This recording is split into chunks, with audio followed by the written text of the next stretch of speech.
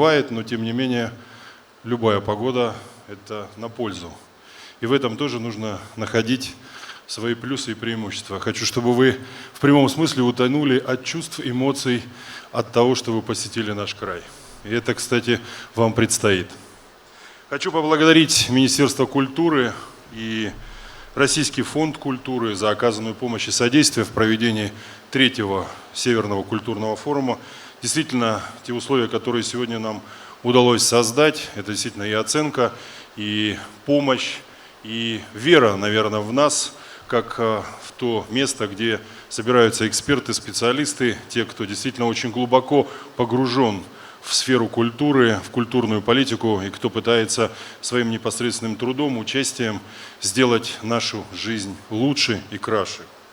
Форум – это значимое событие не только для нашей республики, но и в целом для тех, кто приезжает сюда. А я хочу сказать, что предыдущие форумы собирали гораздо меньше людей, участников, экспертов. В этом году, по сравнению с прошлым форумом, у нас количество участников увеличилось вдвое. В прошлом году у нас было 300 гостей, в этом году больше 600. Это говорит о том, что действительно наша площадка полезная для обсуждения насущных вопросов в сфере культуры. В программе форума новые мероприятия, новые формы работы. Надо отдать должное, что у нас появилась креативная программа, креативная индустрия и открытый лекторий «Культура 2.0». Это в основном молодежные площадки. Вчера и позавчера состоялись уже дискуссии. Те, кто действительно в них участвовал, увидели невооруженным глазом заинтересованность и вовлеченность нашей молодежи и всех тех, кто принимал в этом участие. Хочу сказать, что Северный культурный форум – это одна из тех площадок, которая сегодня действительно дает возможность обсудить и сформировать новые идеи, новые подходы в реализации культурной политики. В Республике Коми сегодня проводится большая системная работа. На территории региона успешно реализуются национальные проекты «Культура», проходят мероприятия по популяризации и сохранению традиционной культуры народов Севера и, конечно, те, кто непосредственно проживает в Коми-крае. Активно у нас развиваются все виды театрального искусства. Эта работа направлена в первую очередь на то, чтобы культура становилась доступнее для людей и проникала практически во все, даже самые удаленные уголки нашего края.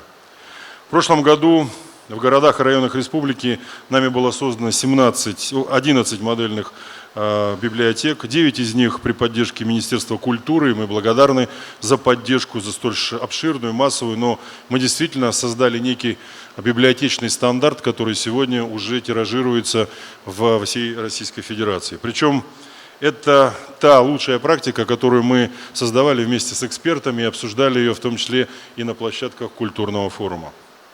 В рамках программы кинофикации Фондом кино поддержано 9 и нами создано 9 действующих кинозалов.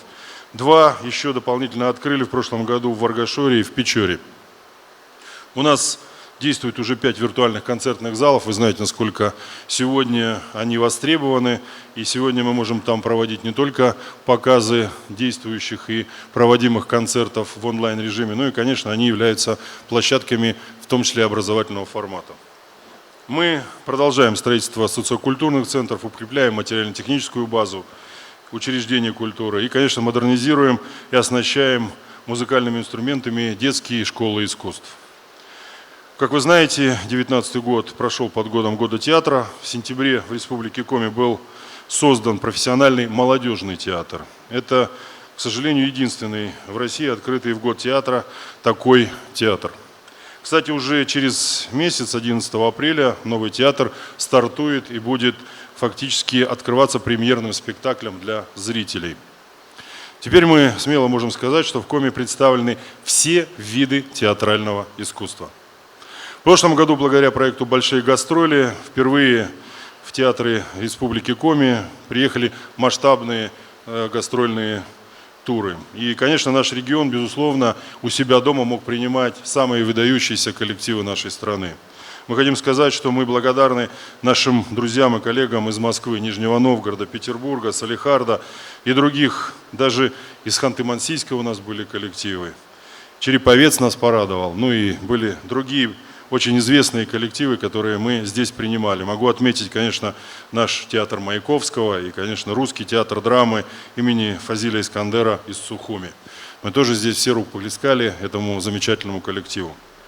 Дорогие друзья, Республика Коми, удивительный северный край. И сегодня здесь были некие отрывки нашей природы, нашей культуры и, конечно, тех, кто населяет нашу территорию. Мы знаем каждый наш уголок, мы любим, мы не оставляем его без внимания и, конечно, гордимся тем, что все наши проекты, в том числе потенциал, который мы сегодня заложили, он будет доступен каждому, даже самому удаленному уголку нашей республики. Культура всегда и будет нашей основой, и мы делаем все, чтобы эта ценность всегда была в авангарде всех принимаемых нами решениях. Сегодня очень уникальная тема форума «Счастье через культуру» или «Счастье в культуре», «Культура в счастье». Это можно как угодно трансформировать, но я думаю, что эксперты, которые выйдут на эту сцену и будут здесь модераторами и обсуждать будут эти темы, я думаю, что очень много знают об этом. Михаил Ефимович Швидкой, который долгие годы возглавлял культуру в России, сейчас является спецпредставителем президента по многим важным проектам. Конечно, не понаслышке, а через себя пропустил многие проекты. И то, что сегодня у нас заложено, это в том числе благодаря его непосредственной деятельности, его рукам. Спасибо вам, Михаил Ефимович, большое за это.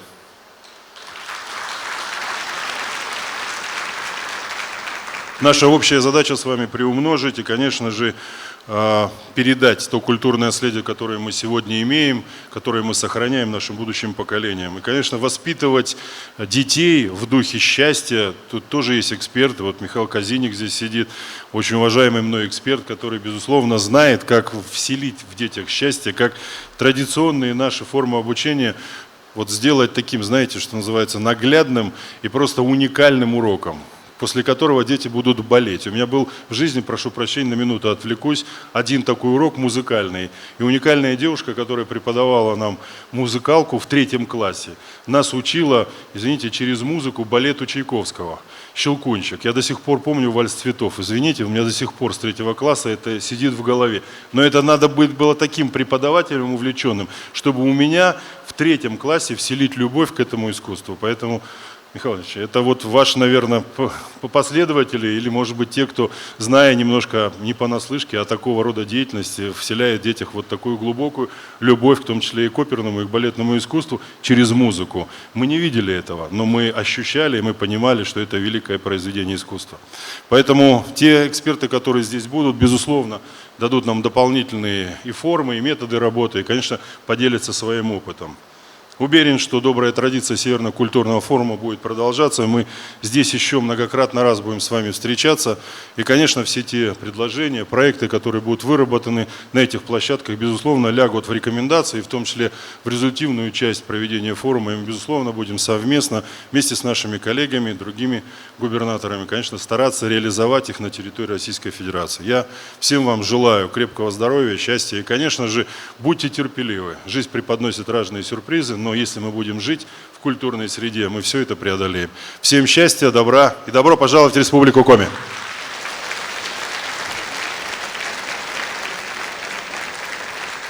Специальный представитель президента Российской Федерации по международному культурному сотрудничеству Михаил Ефимович Швидкой.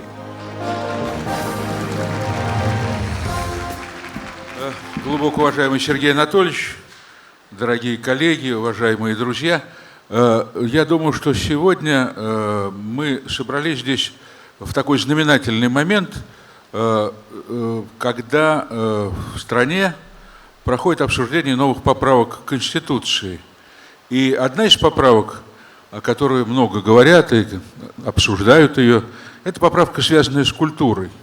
Наши коллеги Александр Калягин, Денис Мацуев, Михаил Петровский и Владимир Машков предложили внести в Конституцию специальную новеллу о том, что культура многонационального российского народа имеет уникальное значение, и государство обязано заботиться о культуре. Многим покажется, что эта новелла не столь обязательна, быть может, потому что все равно культура народов многонациональных страны так или иначе поддерживается государством. Тем не менее, и это было очень такое амбициозное предложение, коллеги предложили, чтобы эта новелла вошла в 70-ю статью действующей Конституции. 70-я статья – это статья, где речь идет о флаге, гербе, гимне, столице. И я думаю, что в этом есть свой смысл. Потому что она не войдет в эту статью, она войдет в 68-ю, скорее всего, статью, где речь идет о национальных языках, сохранении национальных культур и так далее. Но, тем не менее, она очень важна. Прежде всего потому, что для любого народа культура – это шанс остаться в истории. И то, что здесь сегодня собрались народы, которые связаны с Севером, живут на Севере, я не люблю слово «малочисленные», потому что каким бы народ ни был по количеству этноса, он творит ту культуру, без которой мировая культура обеднеет.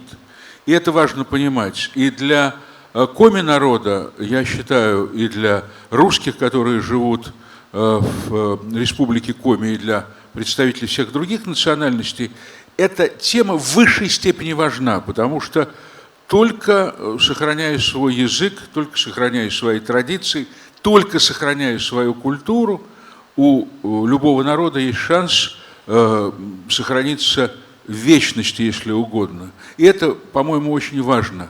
Поэтому, когда мы сегодня будем говорить о разных инструментах, с помощью которых культура должна сохраняться, развиваться, умножаться, мы будем говорить о том, как народ видит себя в протяженном времени.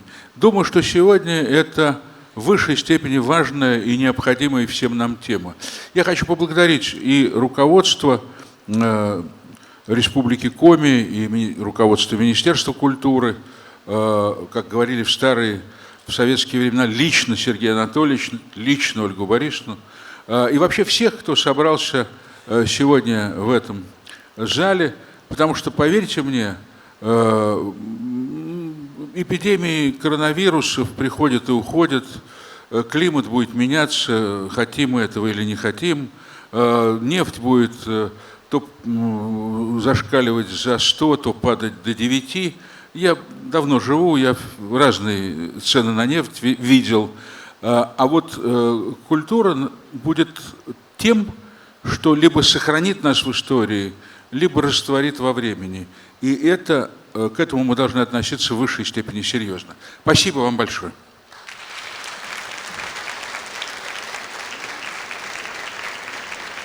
Член Президиума Координационного совета по культуре при Министерстве культуры Российской Федерации, министр культуры, туризма и архивного дела Республики Коми, председатель Координационного совета по культуре Северо-Западного федерального округа Сергей Витальевич Емельянов. Уважаемые друзья, я исполню почетную миссию. Министр культуры Российской Федерации Ольга Борисовна Любимова направила приветствие всем участникам и гостям 3-го Северного культурного форума. Уважаемые друзья, приветствую вас и поздравляю с открытием Северного культурного форума. Уже в 3-й раз в Сыктывкаре собираются эксперты в гуманитарной сфере, создавая важную дискуссионную площадку для решения актуальных задач отрасли культуры, которая теперь входит в число национальных приоритетов. Для северных территорий с самобытными традициями и богатым потенциалом такое событие играет значимую роль. Проведение форума – это возможность объединить усилия творческого сообщества, реализовать совместные межрегиональные проекты, обменяться опытом и передовыми практиками. Отрадно, что впервые здесь запланировано проведение молодежной программы, которая не только привлечет внимание представителей подрастающего поколения к культурной повестке, но и позволит им выступить с новаторскими идеями. Желаю всем участникам хорошего настроения и плодотворных обсуждений. Министр культуры Российской Федерации Ольга Любимова. Уважаемые друзья, в 3-й раз нам искренне приятно приветствовать всех гостей на теплой северной земле, теплой не только в душах нашего народа, но и, как видите, в погоде, которая сегодня царствует. Но при этом, при всем, я нисколько не сомневаюсь, что все те площадки, которые мы подготовили сегодня для участников форума, все те площадки, которые подготовили сегодня наши партнеры из Москвы, Петербурга, других регионов нашей страны, послужат мощным плацдармом для будущих творческих проектов, глобальных творческих проектов на севере нашей страны и с нашими международными партнерами. Сегодня в форуме принимает участие 37 регионов России и 5 зарубежных стран. Это успех, дорогие друзья. Я хочу искренне пожелать, чтобы не только количественный состав участников возрастал, но чтобы и качественные итоги форума тоже значили важные вехи истории для каждого из северных регионов нашей страны. Поздравляю вас с открытием 3-го Северного культурного форума. Только вперед! Мы хотим вручить от имени республики, от имени Федерального агентства по делам молодежи победителю вчерашней молодежной площадки грант на обучение в бизнес-школе Сколково по программе управления проектами. И победителем становится проект «Этнокультурная резиденция» Екатерины Шеффер.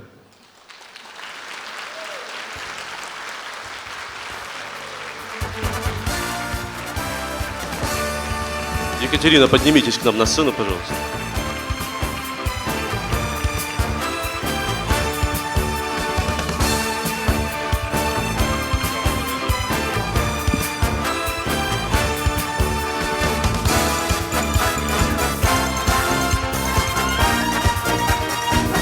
На хрупкие женские плечи. Поздравляю.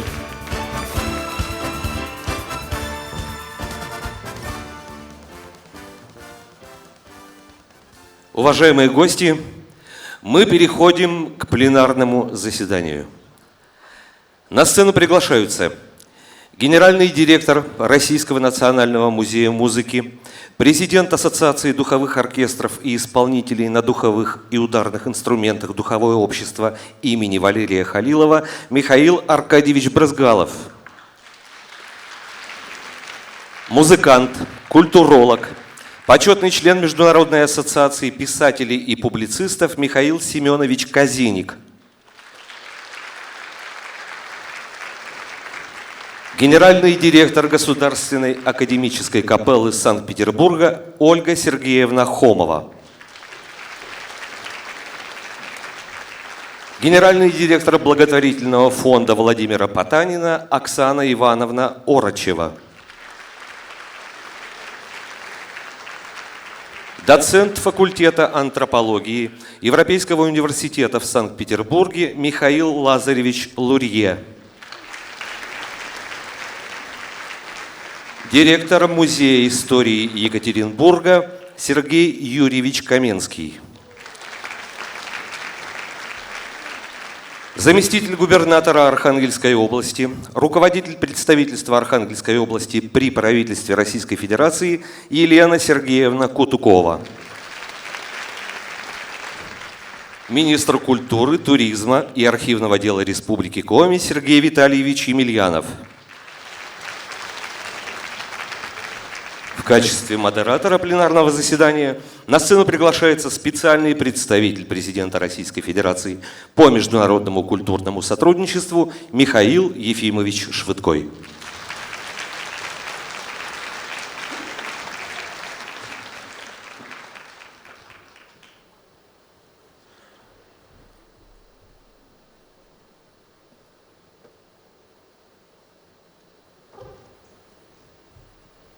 Добрый день. Ребят, включили, да? Спасибо большое. Еще раз, уважаемый Сергей Анатольевич, уважаемые коллеги, мы начнем разговор сегодня, который может показаться таким вызывающе несвоевременным. Но на самом деле любые действия в области культуры, в области искусства, они всегда кажутся вызывающе несвоевременными, потому что мы будем говорить о том, о чем сегодня говорят, пожалуй, не так много. Мы будем говорить о культуре счастья, о том, какую роль культура и институты культуры играют в жизни человека, в жизни народов, и какую роль они играют в том, чтобы осуществить, быть может, самое важное предназначение, которое существует у человека на этом свете, как дать возможность реализовать максимально человеку свои возможности, и именно в этой реализации как человек может ощутить себя счастливым.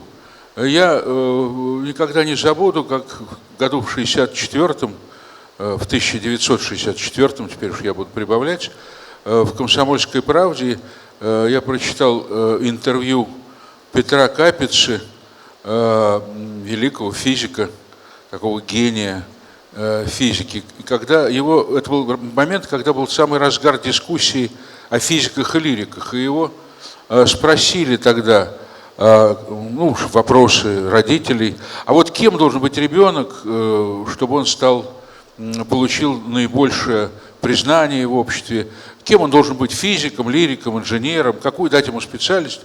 Он сказал: вы знаете, важно, чтобы ваши дети были счастливы. А вот кем они будут, это не играет никакой роли. И вот тогда меня эта мысль пронзила, потому что я заканчивал школу, и мне казалось, что это не самое главное быть счастливым, самое главное получить какую-то профессию и оказаться на каком-то месте в этой жизни. Но на самом деле Капица, как человек мудрый, был прав. И помните знаменитую фразу Расула Гамзатова, которую он повторял довольно часто: «Сижу в президиуме, а счастья нет». И вот важно понять, что деятели культуры, люди, которые обладают определенным пониманием мира, могут предложить сегодня обществу, предложить людям, чтобы те ощутили ту полноту переживания жизни, которая делает на самом деле людей счастливыми. Мы можем пойти самым демократическим путем, вот слева направо. Поэтому давайте, это простой очень путь. Либо кто-то, Михаил Семенович, вы хотите первым? Да? Давайте, Михаил Семенович, прошу вас. Слышно меня, да? Добрый день. Я достаточно далеко летел многими самолетами для того, чтобы сейчас за несколько минут сказать самое важное. Но это очень больно, потому что важного много. Поэтому я сейчас скажу очень коротко о счастье. Вчера у меня был концерт в этом городе. Сидели несколько сот людей, которые после концерта выстроились в очередь для того, чтобы сказать мне, что они счастливы. Мне было очень радостно это. Позавчера у меня была встреча с молодежью. Эти дети после двухчасового концерта не захотели уходить. Им сказали: выходите, все закончено. Они поднялись на сцену, окружили меня. И был еще один концерт на 1,5 часа. И дети, не сговариваясь со взрослыми, сказали, что они испытывают чувство радости и счастья. Я слышал это сейчас только что в Санкт-Петербурге. Полетело 3 попсовых концерта. И мой концерт в 4000-местном зале. Билеты спрашивали, начиная от Невского проспекта и от площади Восстания до БКЗ, Октябрьский. Я был счастлив. Это впервые за всю историю и советской, и постсоветской власти. 4000 человек пришли на мою лекцию-концерт. И спрашивали лишние билеты так, будто бы я Стас Михайлов или еще того хуже.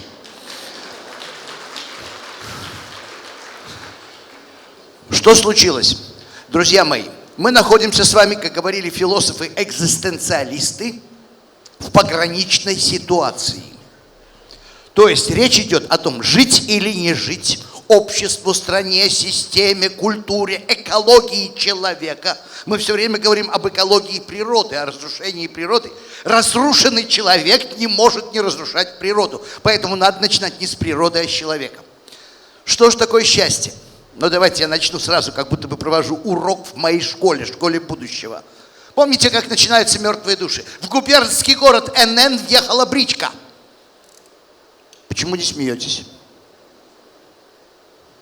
Не смеетесь? А во времена Гоголя смеялись от первого предложения. Знаете почему? Потому что если хотят зашифровать город, пишут губернский город Н. А если НН, то это ясно, какой это город. Нижний Новгород. Других городов НН в России нет.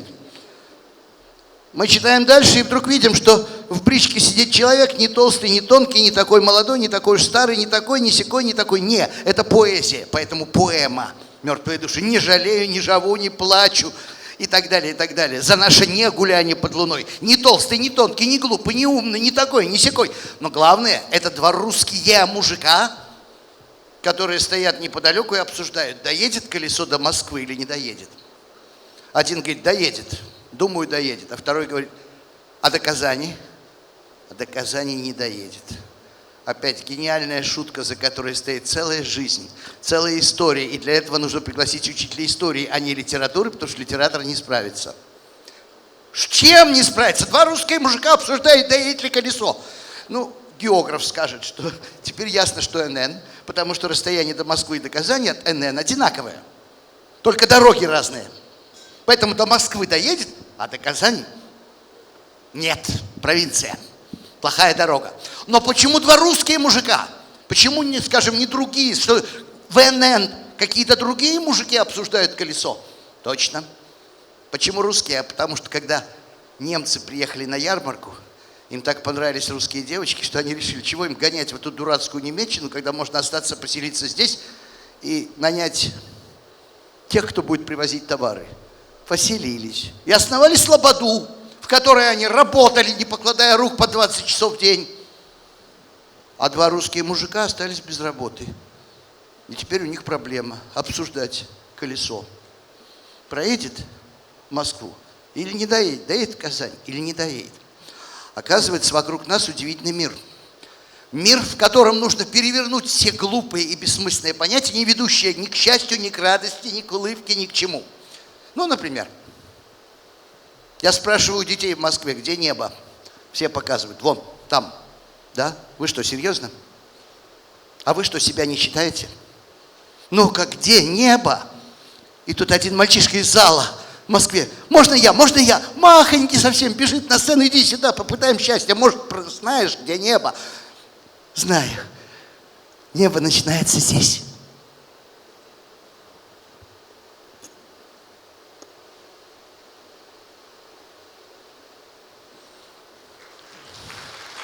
Конечно. Вы все заметили, посмотрите на свои стопы. Каким маленькой, какой площадью мы прикреплены к земле. Мы ведь в небе. Ну ощутите это, наконец. Почувствуйте, что мы небожители. И когда верующие говорят, Бог в небе, я с ними соглашаюсь. Небо здесь. На 80% мы состоим из неба. Все остальное суша, которую отделили от неба. И от воды. Но если небо здесь, то значит Бог здесь. Он намного могущественнее, чем просто параноидально следящий за тем, куда мы пошли в кустики. Потому что если Бог там и за всеми следит, то я вам не позавидую. Потому что мы только уже сегодня столько напакостили, что гореть нам гиене огненной. Бог здесь. Он изнутри следит за нами. Его надо напитывать Моцартом. Его надо напитывать Бахом. Его надо напитывать умением читать, потому что читать не умеем, категорически не умеем. Вот я выступал перед федеральным собранием. Я прошу прощения. Ну, тут улетаю. Все-таки на этой сцене много людей. Улетаю. Я прошу меня извинить. Я больше не прилечу ни на один форум сюда. Спасибо большое, Михаил Семенович. Пожалуйста. Я думаю, что очень важная мысль была, было много важных мыслей, но одна была в высшей степени важная, о том, что разрушение природы начинается с разрушения человека и наоборот. Дело в том, что люди Севера это знают очень хорошо.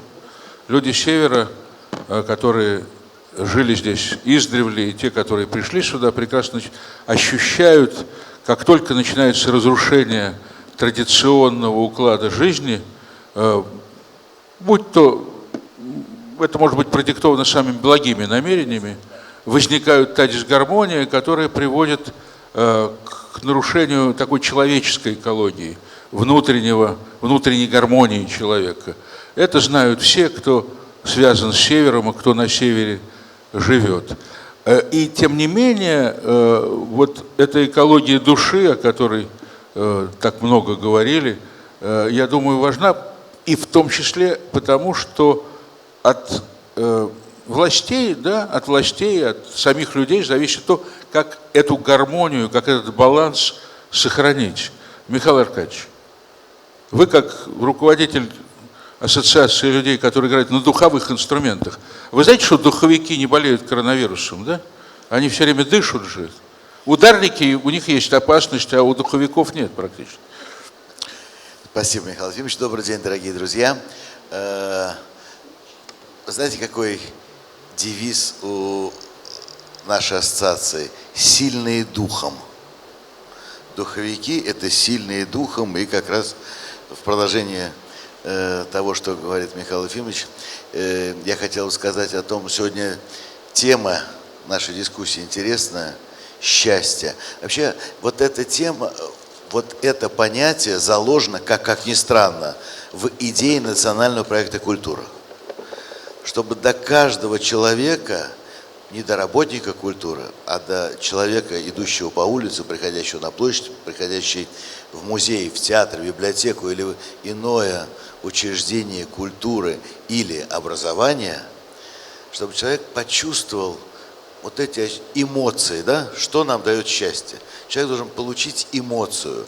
Поэтому сегодня люди, которые занимаются и театральной деятельностью, и музейной, и любой культурной деятельностью, думают о том, какую эмоцию вызовет их творческое дело, их творческий продукт, то, что они делают. Ну а то, что касается вот этого жанра духовых оркестров, конечно, это все придумано еще 300 лет назад Петром Первым, чтобы это все было на площади, чтобы ноги людей сами вели человека к тому месту, где он слышит издалека, что звучит живая музыка.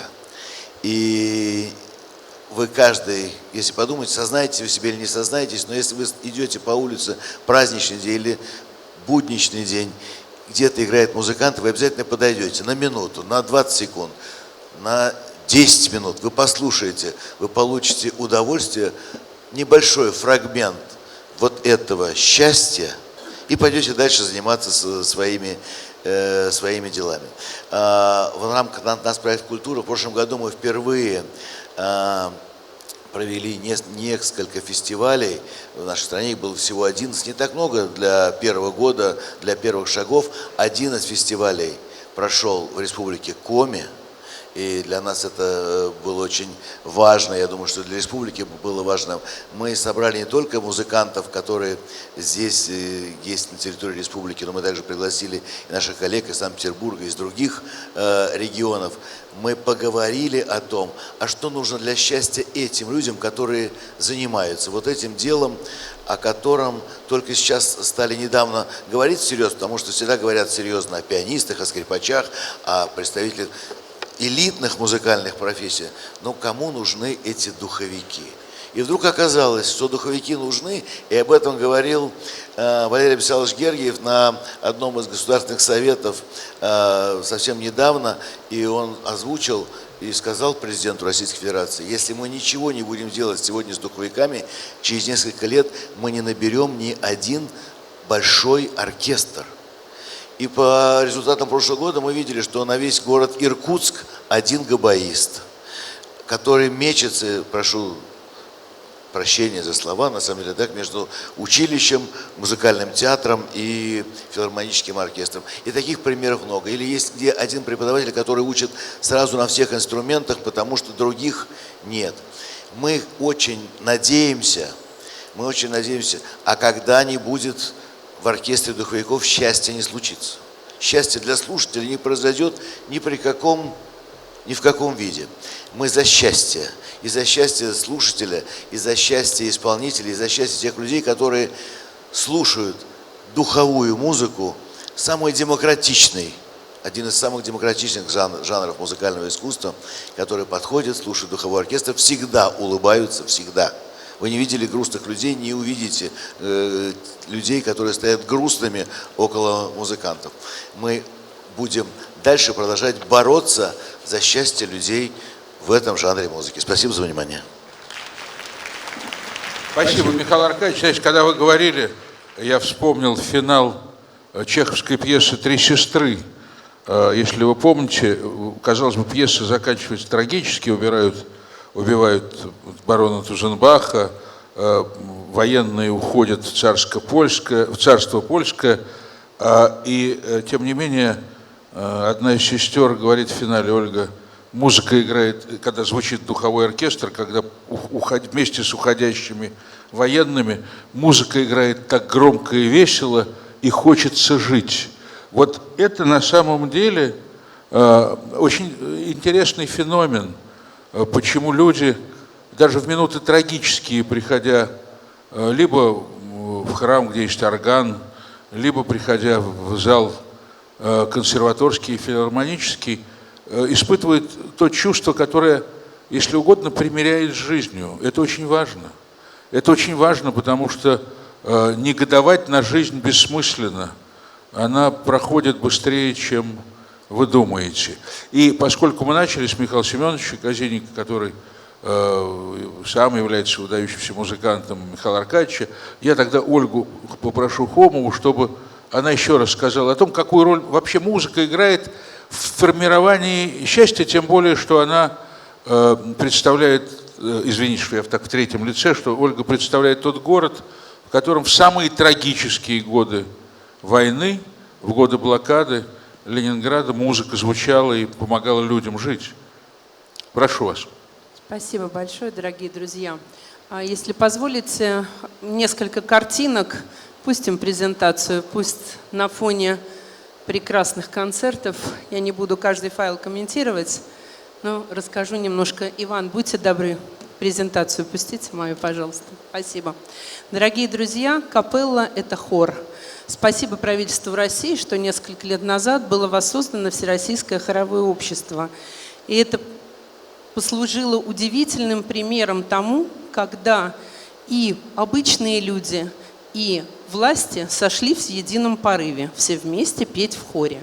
И вот один из самых больших хоров России был собран на Исаакиевской площади, это было 5000 человек, и все в огромном счастье, от 7-летних детей до 93-летних взрослых, пытались все вместе петь, и у них это получилось, и это было несколько часов, это снимал канал «Культура», и площадь была заполнена людьми, и все подпевали.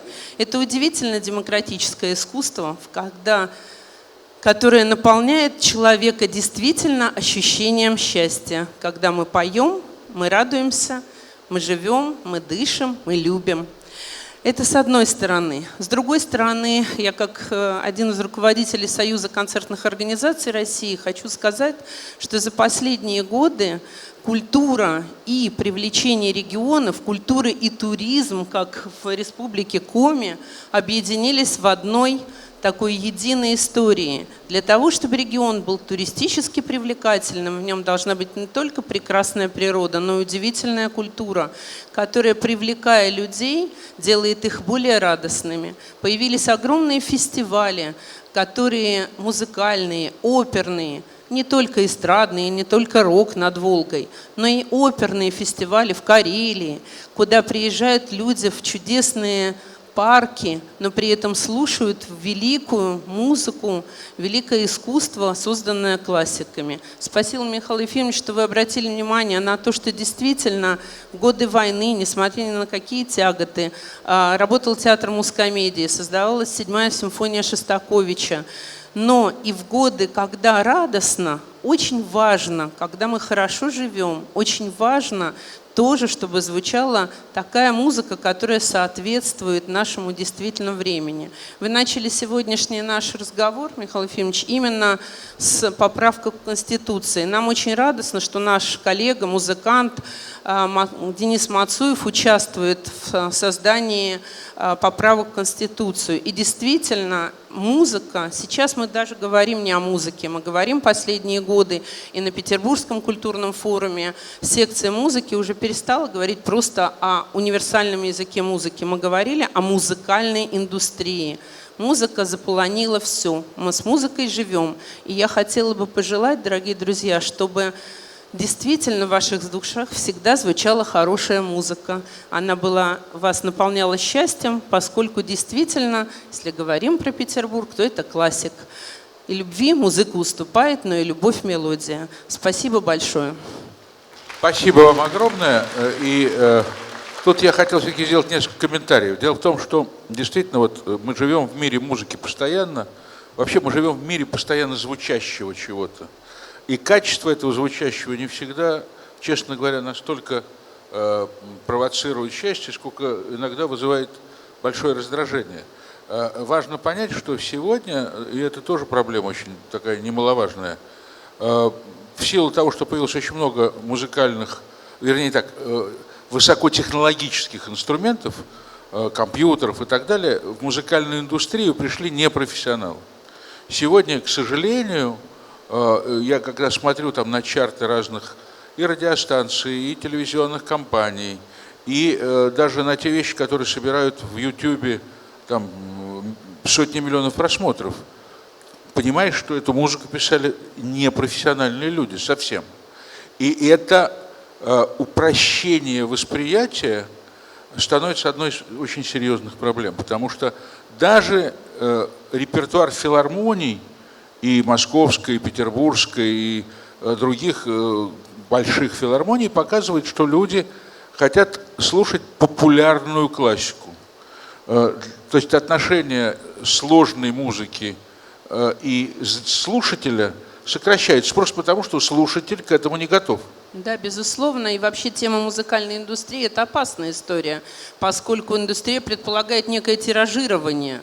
А тиражирование идеального продукта, оно ограничено. Мы говорим о том, что тиражирование часто подразумевает некую халтуру. Но для этого, спасибо, мы и собираемся на культурные форумы, чтобы обозначить эту проблему.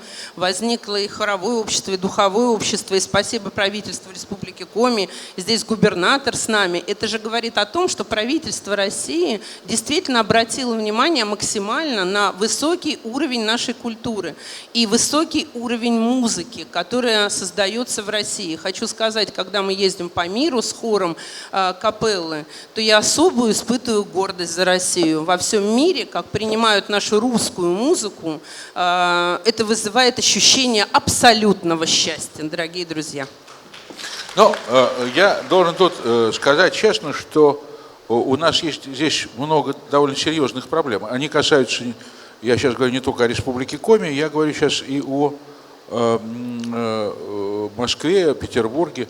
Дело в том, что у китайцев не только коронавирус, у них еще и приблизительно 50 миллионов молодых людей с детских лет занимаются игре на фортепиано, да, чтобы было понятно. Понятно, что не все из этих 50 миллионов станут выдающимися музыкантами.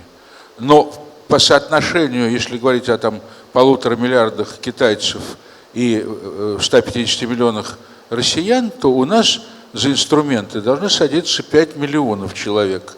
А у нас садится за инструментов меньше миллиона. Это я говорю сейчас очень такую завышенную цифру. И идет постоянная борьба. Надо содержать школы дополнительного обучения музыкального и художественного, не надо. Даже в богатой Москве эта тема, в общем, достаточно остро звучит. И когда мне говорят, ну что вы хотите, в Москве там 98 или 92 тысячи детей учатся в школе дополнительного образования. Но это очень маленькая цифра. И когда мне говорят, ну из них же не становятся все ойстрахами и гиллисами, я говорю, ну мы воспитываем профессиональную, образованную аудиторию. Нам это очень важно сегодня. Нам не хватает этой образованной аудитории. И гуманизация вообще образования в высшей степени важна, потому что человек культурный, приобщенный к культуре, он реже чувствует себя неудачником в жизни. Понимаете, ведь когда мы говорим о счастье и несчастье, то это дискомфорт человеческий внутренний. Потому что человек, который чувствует себя неудачником, он несчастлив. И это очень опасная штука. И второй момент, как мне представляется, тоже очень существенный. Дело в том, что, опять же, на севере это тоже очень хорошо знают. в северных городах, где полярная ночь, недостаточно построить бассейн. Людям нужно найти какой-то центр притяжения, который бы преобразил вот эти тяготы окружающего мира, если угодно. И в этом смысле сегодня, в последние годы, есть, в последние десятилетия, может быть, несколько институций очень важных для этого. И прежде всего одна из такой институций становится музей. То есть это не место хранилища древностей, не лавка древностей, а центр, где люди пытаются вступить в диалог с культурой, и любой посетитель музея становится активным участником. Причем, чем, я вам скажу, это не Эрмитаж даже, потому что там поток идет людей, это люди проходят скорее, на Мону Лизу 3 минуты, и нечего, в общем, на ней задерживаться. А вот в городах, скажем, небольших, менее населенных, чем там миллионники, это качество музея становится в высшей степени востребованным. Я хотел бы, чтобы на эту тему несколько слов сказала Оксана Ивановна Орочева, генеральный директор фонда Владимира Потанина. И я хотел бы отметить, что этот фонд играет очень большую роль вообще в музейной жизни страны, проводя разного рода профессиональные тренинги, семинары, конференции, ну и просто помогая музеям регионов создавать как бы новую концепцию своего существования. Оксана Ивановна, прошу вас. Спасибо, Михаил Ефимович. Хотела бы немножко уточнить тему и счастья, и более широкую тему благополучия человека, которая, в общем-то, непосредственно связана с темой счастья, и в отличие от счастья как такового, часто измеряется и экономическими методами, когда мы говорим о благополучии. Как раз недавно, буквально за несколько дней до этого форума, вышел очередной отчет Организации экономического сотрудничества и развития о уровне благополучия в разных странах. России там нет, но просто не исследовалось. Но интересно, какие факторы включаются в этот анализ, и, соответственно, можно и потом связать это с темой культуры, поддержки музеев. Когда мы смотрим на то, что влияет на нашу жизнь, а я думаю, что здесь надо говорить именно о нашей с вами жизни, потому что благополучие – это и страны в целом, и города, и каждого конкретного человека, то выясняется, что есть несколько важных факторов, хотя культура, кстати, не выделена в качестве специального, как ни странно, и также не присутствует в качестве отдельной цели устойчивого развития ООН из 17 целей устойчивого развития. Видимо, и там исходят из того, что культура лежит в основе как каждого фактора, так и всех целей устойчивого развития. То есть это то, на чем все строится. И как вот, собственно, какие факторы можно выделить, и как это проявляется, мне кажется, вот это важно в нашей с вами ежедневной работе, когда мы можем приземлить тему благополучия на то, что делаем каждый день. Например, тема здоровья. Понятно, вот сегодня тему здоровья обойти просто невозможно. Естественно, она влияет на наше самоощущение. И редко мы связываем тему здоровья, я даже не имею в виду здоровый образ жизни, а вот здоровье как такового, с тем, какой вклад может внести культура, собственно, в формирование нашего с вами здоровья. А при этом в Канаде, такой же северной территории, мы знаем, что в музеях есть уже врачи, то есть люди, которые с медицинским образованием, и можно выписывать рецепт «поход в музей». Потому что музеи, вот этот поход в музей, причем не одному человеку, который заболел, а с кем-то, позволяет выработать те же гормоны, которые, собственно, действуют лекарства. Так лучше в музей сходить, чем химическое, у нас будет лекарственное лечение. Это такой один пример. Таких примеров очень много, и это связано не только с психологическим здоровьем, а речь идет о том, что искусство, и в частности вот все, что связано с художественным творчеством, оно влияет на человека на физическом уровне и позволяет получить другое качество жизни. Хотя на первый взгляд культура и здоровье напрямую не связаны. Есть и другие более связанные вещи. Например, хотела сразу сказать, что, к сожалению, проектов, которые бы связали культуру и здоровье, по крайней мере, нам не попадалось. Хотя такие проекты в некоторых странах уже присутствуют и более активно развиваются. И было бы замечательно, если бы представители культуры и музеев Республики Коми попробовали реализовать такие абсолютно новаторские проекты, каким образом может их профессиональная деятельность способствовать повышению уровня здоровья.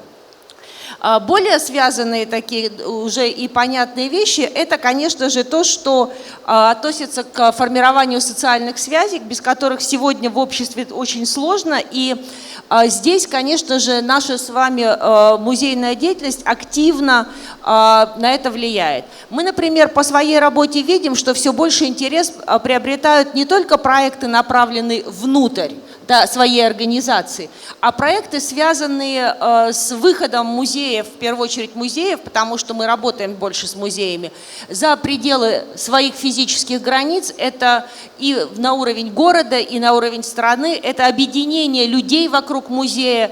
И хотела бы привести такой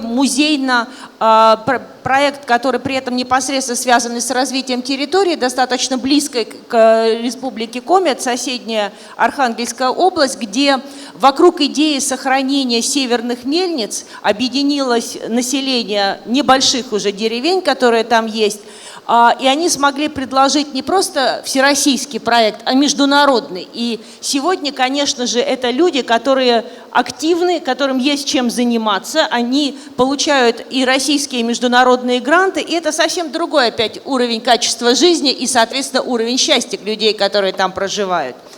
Проект вполне тиражируемый, я уверена, что аналогичные памятники есть много где на севере, и, собственно, вот это взаимодействие с сообществом при работе с памятниками, оно показывает желание, наше с вами желание быть не пассивными, а активными. И еще один пример, который тоже можно привести в этом качестве, это как раз связанный и с безопасностью, тоже, казалось бы, далеко не тема культуры, но мы видим, что тема безопасности у нас волнует не только на широком уровне, но и это тема безопасности детей, это тема, которая поднимается в школах, это, например, тема буллинга, которая стала уже актуальной. И опять же, наша практика показывает, что музейные проекты, например, такой проект реализуется литературным музеем, помогают подросткам и их родителям справиться с такой тяжелой проблемой, как школьный буллинг. Как бы это действительно проблема. Или масштабируемые проекты работы с трудными подростками.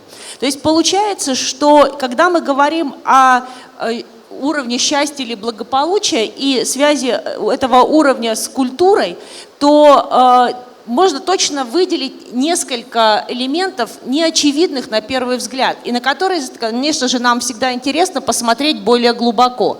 То есть это не только эстетическое удовольствие, которое мы получаем, это не только традиционные знания, которые мы получаем, когда мы сталкиваемся со сферой культуры, причем неважно с какими направлениями внутри культуры, но это и наше совместное с культурой, со сферой культуры, участие в решении тех проблем, которые волнуют нас самих.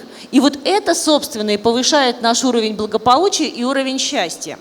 И мы подумали, что, наверное, хорошо было бы разобраться, раз такие примеры есть и в зарубежной практике, и в российской практике, я просто хотела за вас сделать подводку к следующему выступающему, Михаил Ефимович, если не возражаете, и посмотреть на это уже глазами исследователей, чтобы выявить какие-то лучшие практики, которые можно было бы применять в разных регионах и обращать на них внимание, чтобы мы не только называли проекты, как я сейчас это сделала, но и получили некое представление о библиотеке этих проектов, о подходах, и самое главное, чтобы мы сами потом могли в своих организациях это использовать, делая свои организации счастливыми и себя более счастливыми. Спасибо, спасибо, Оксана Ивановна. Вы знаете, я вспомнил такой сюжет один. В Финляндии в 90-е, 80-е, в 70-е годы каждый второй житель Финляндии пел в хоре. Каждый третий играл в любительском драматическом театре. И когда И там была очень хорошая система образования школьного. Когда рухнул Советский Союз, и финны лишились огромного рынка, потому что 70% продукции, которую они производили, уходил на советский рынок. Вот, как ни странно, эти люди, которые пели в хорах, играли в театрах, получили хорошее школьное образование, они, в общем, реанимировали компанию Nokia и вышли на мировые рынки с хай-теком. Вот, как ни странно, у культуры, у людей, которые занимаются культурой и приобщены к культуре, всегда есть нестандартный подход к решению жизненных проблем. То, о чем вы говорили. Но поскольку я не специалист в этой области, я бы хотел Михаила Ивановича Лурье попросить, декана антропологического факультета антропологии Европейского университета Петербургского, сказать несколько слов. Работает все. Сейчас я замолчу, и он заработает у вас. Действительно работает. То есть вы решили, Спасибо. Как Михаил Семенович? Да, ну, выходите. Если позволите... Ответьте за все. Да, выйду и отвечу за все. И хочу немножко рассказать о том проекте, который фонд Владимира Потанина организовал, инициировал вместе с Европейским университетом, где я имею счастье работать. О чем, собственно говоря, Оксана Ивановна упомянула. И в каком-то смысле я буду сейчас играть, может быть, такую не очень благовидную, что ли, партию. Мы много говорили о том, как культура непосредственно воздействует на человека и дарит счастье. И в этой модели есть два элемента. Да, культура и деятели культуры, которые вручают нам это счастье, и мы, получатели, которые от непосредственного соприкосновения с произведениями искусства или с какими-то культурными мероприятиями это счастье получаем, так сказать, в готовом виде. Пришли в музей, посмотрели на прекрасную картину, вышли счастливыми. Пришли в капеллу, послушали замечательный хор, вышли счастливыми.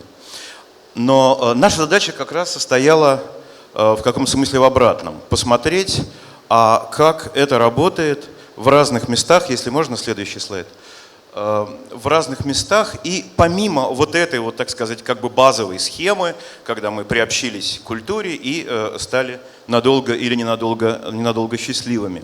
И вот этот проект достаточно масштабный, который мы совместно с фондом Владимира Потанина начали реализовывать, прошел только год, даже еще не до конца прошел первый год реализации проекта, как раз ставит себе задачи, следующий слайд, пожалуйста, ставит себе задачей ответить на один простой, но при этом довольно сложный вопрос.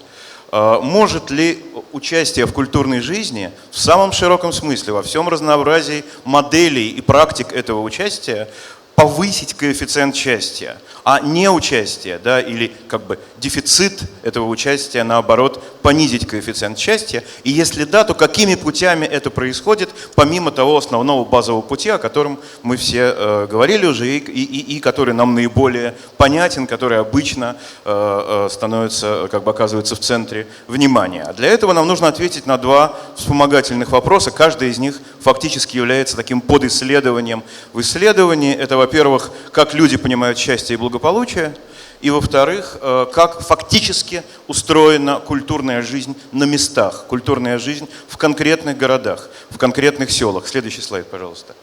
Дело в том, что наш подход, связанный с таким антропологическим взглядом на вещи, предполагает, что мы работаем не с фактами, не с цифрами, не с опросами, а мы работаем с людьми. Да? И вот этот антропоцентрический подход для нас является одним из ключевых моментов. У нас нет представления о том, что такое счастье, что такое благополучие. В то время как большинство исследований счастья и благополучия всегда исходят из некой представлений данной той или иной исследовательской группы о том, какими показателями это счастье и благополучие определяется, измеряют эти показатели и говорят, вот там финны более счастливы, чем, не знаю, французы, а счастливее всех жителей небольших латинских латиноамериканских деревень и так далее. Мы идем совершенно другим путем. Мы идем как бы от человека и от его представления от счастья. Поэтому важная составляющая нашего проекта – это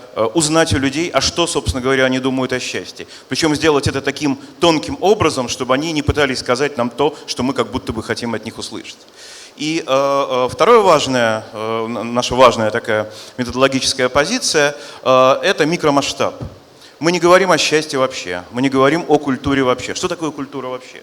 Ее нет. Вообще культуры нет. Есть конкретный музей, есть конкретный человек, который его посещает и так далее, и так далее. Поэтому мы работаем в микромасштабе. Это позволяет на небольшом количестве отдельных кейсов попытаться увидеть всю совокупность контекстов, всю совокупность процессов, которые могут нам что-то показать вот в сегментах этой картины взаимодействия, взаимопересечения культурной жизни и счастья или благополучия. Следующий слайд, будьте любезны. Соответственно, мы исходим из некоторых таких предпосылок, как бы раньше сказали, из исходных наших позиций, которые в целом можно свести вот к трем. Во-первых, мы рассматриваем культуру, об этом я уже немножко сказал, не как культурный продукт, не как произведение культуры в готовом виде, произведение искусства или культурные мероприятия, etc., вот, а как сложную систему социальных процессов. Человек идет в театр, или он не идет в театр, или он никогда не ходит в театр, а идет только в кино или в торговый центр. Это то, как фактически происходит пользование или не пользование культурой, и множество факторов на это влияет. Не только то, болен он сегодня или здоров, и готов он пойти в театр, или он оставит свои билеты, но и то, например, как в данном конкретном городе или в его конкретном социальном кругу расценивается поход в театр, как непопулярная практика, которая выставляет человека смешным и нелепым, как, например, бывает в среде подростков, или как, наоборот, очень престижная практика, без которой его не будут уважать коллеги, или без которой он не сможет как-то дальше двигаться по карьере, потому что все ходят, весь бомонд ходит, я тоже должен сходить. Второе, мы говорим не столько о прямых, сколько о непрямых эффектах культуры. Я не буду об этом останавливаться на этом, потому что об этом уже говорила Оксана Ивановна. Культура может работать очень по-разному, не только даря счастье от самой себя, но и производя какие-то опосредованные эффекты. Ну, например, в одном небольшом волжском городе, где не больше 10 тысяч населения, местный краеведческий музей, ну музей как музей, развернул бурную деятельность по привлечению туристов, и от нескольких десятков количество туристов, которые стали посещать этот город, выросло до нескольких сотен в год. И это оказало колоссальное воздействие на город, во-первых, потому что некоторая часть активных людей в городе, или тех, кто был ближе к этому музею, оказались вовлечены в производство вот этого продукта, который больше нужен туристам, чем горожанам, и больше предлагается туристам, чем горожанам. Но это имело еще, кроме экономического, еще и тот эффект, что горожане, по крайней мере, та их часть, которые к этим вещам чувствительны, увидела город как бы глазами приезжих, и уровень, так сказать, лояльности своему месту повысился, что тоже, в общем-то, вносит свой вклад в ощущение счастья. Если нам плохо там, где мы живем, то навряд ли нам комфортно. И, наконец, еще один очень важный такой ключевой тезис, из которого мы исходим и который находит подтверждение в нашем исследовании, это тезис о разнообразии.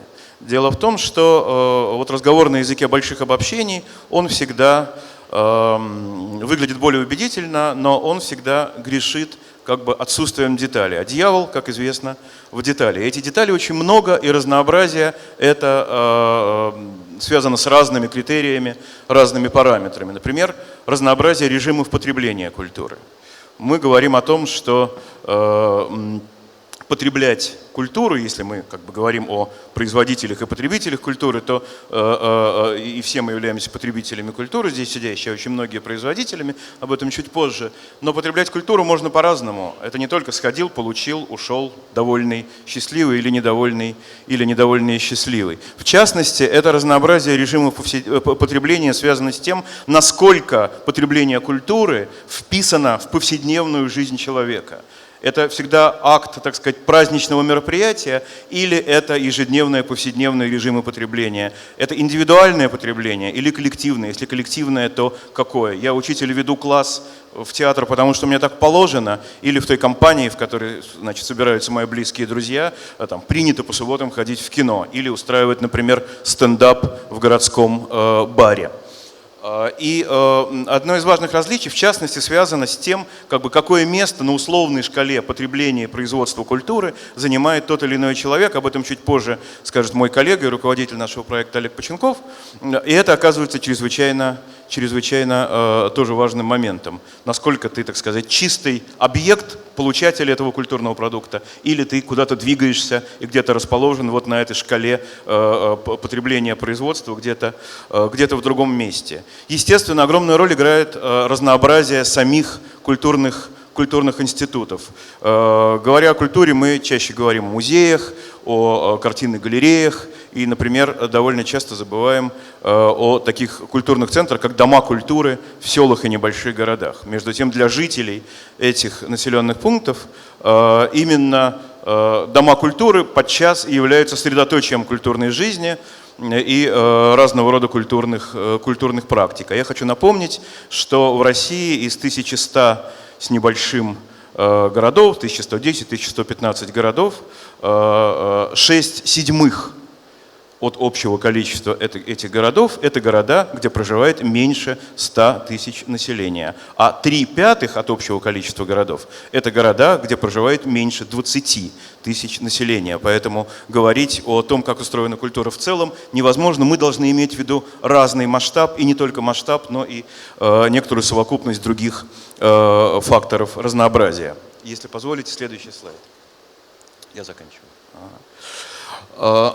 И естественно, что наш метод, да, и коль скоро мы претендуем разобраться, как это все на самом деле устроено, наш метод — это не опросы, не количественные данные, а задушевные разговоры и активное непосредственное участие в культурных практиках. Мы часто не говорим тем, с кем мы разговариваем, об истинных задачах нашего исследования. Мы просто говорим с ними об их жизни и о том, как она связана с культурой. И последний слайд, если можно, на который я вывел тот список городов, в которых мы уже начали проводить наши исследования. Не буду комментировать, как вы видите, эти города очень разные по объему и административному своему статусу, но на самом деле еще гораздо более различаются они по разным другим социальным и культурным факторам. Спасибо.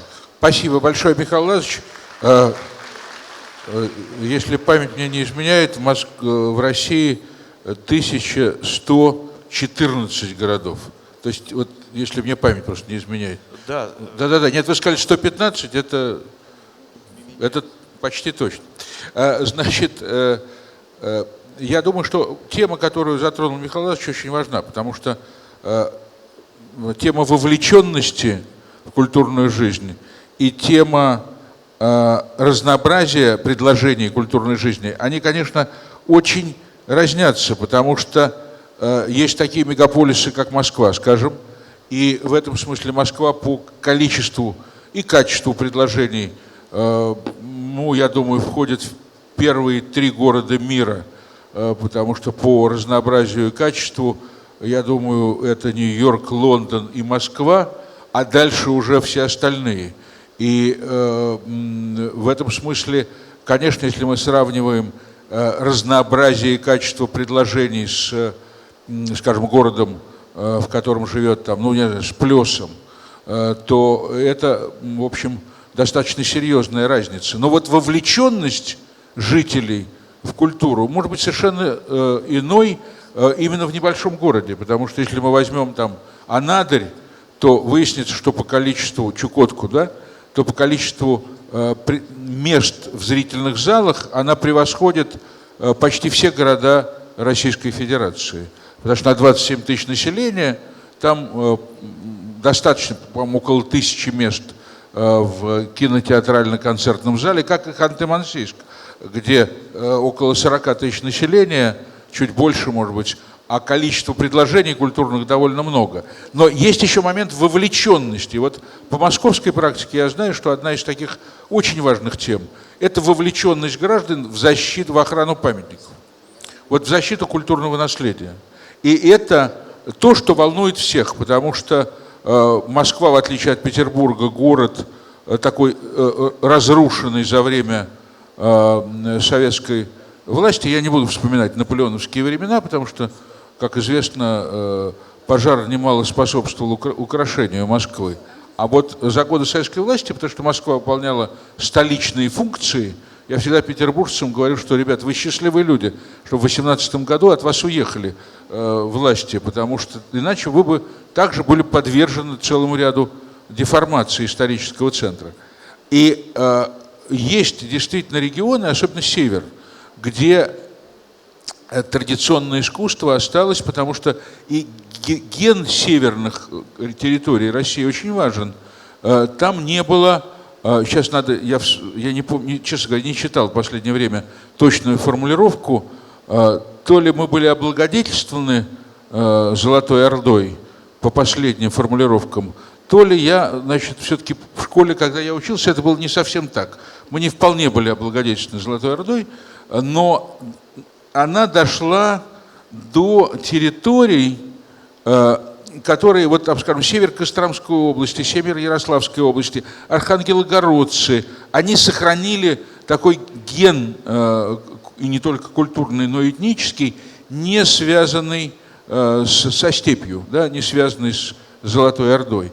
И в этом смысле архангелогородцы очень тщательно берегут свое наследие, и я хотел бы, чтобы о архангелогородских проблемах и процессах рассказала Елена Сергеевна Кутукова. Пожалуйста, замгубернатора, представитель Архангельской области при правительстве Российской Федерации. Михаил Ефимович, спасибо большое. Уважаемые коллеги, я вам передаю горячий привет, поклон от губернатора Архангельской области Орлова Игоря Анатольевича, который мысленно с нами. И, конечно же, проведение Северного культурного форума на территории Русского Севера – это очень значимо и это очень здорово, потому что Русский Север – это действительно особая территория, где не было крепостного права, где не было татаро-монгольского ига. И я хотела бы попросить, чтобы презентация просто шла, чтобы просто успевали мы прочитать, что там, а я буду параллельно рассказывать. Что такое счастье? 3 года назад мы пробовали сделать срез по всем нашим муниципальным программам, по всем региональным программам. Ведь показатели программы, они и должны служить достижению счастья. Вы знаете, мы получили 1500 показателей, которые не взаимосвязаны между собой. Потому что для одного населенного пункта это количество освещенных улиц. Для другого, вот сейчас оставьте, пожалуйста, пока вот этот слайд. Для другого это количество детей, вовлеченных в праздники. Для третьего это количество инвалидов, участвующих в общественной жизни. Поэтому масса и масса критериев, которые создают человеку, наверное, вот это ощущение счастья. Русский Север – особая территория, как я уже сказала, которая в XII-XIII веке была заселена нашими промышленниками, которые вдоль Северной Двины и вдоль Онеги шли на север. И, конечно же, путь закончился. Это и Соловецкие острова, это и Аляска. Ну, дальше можно листать.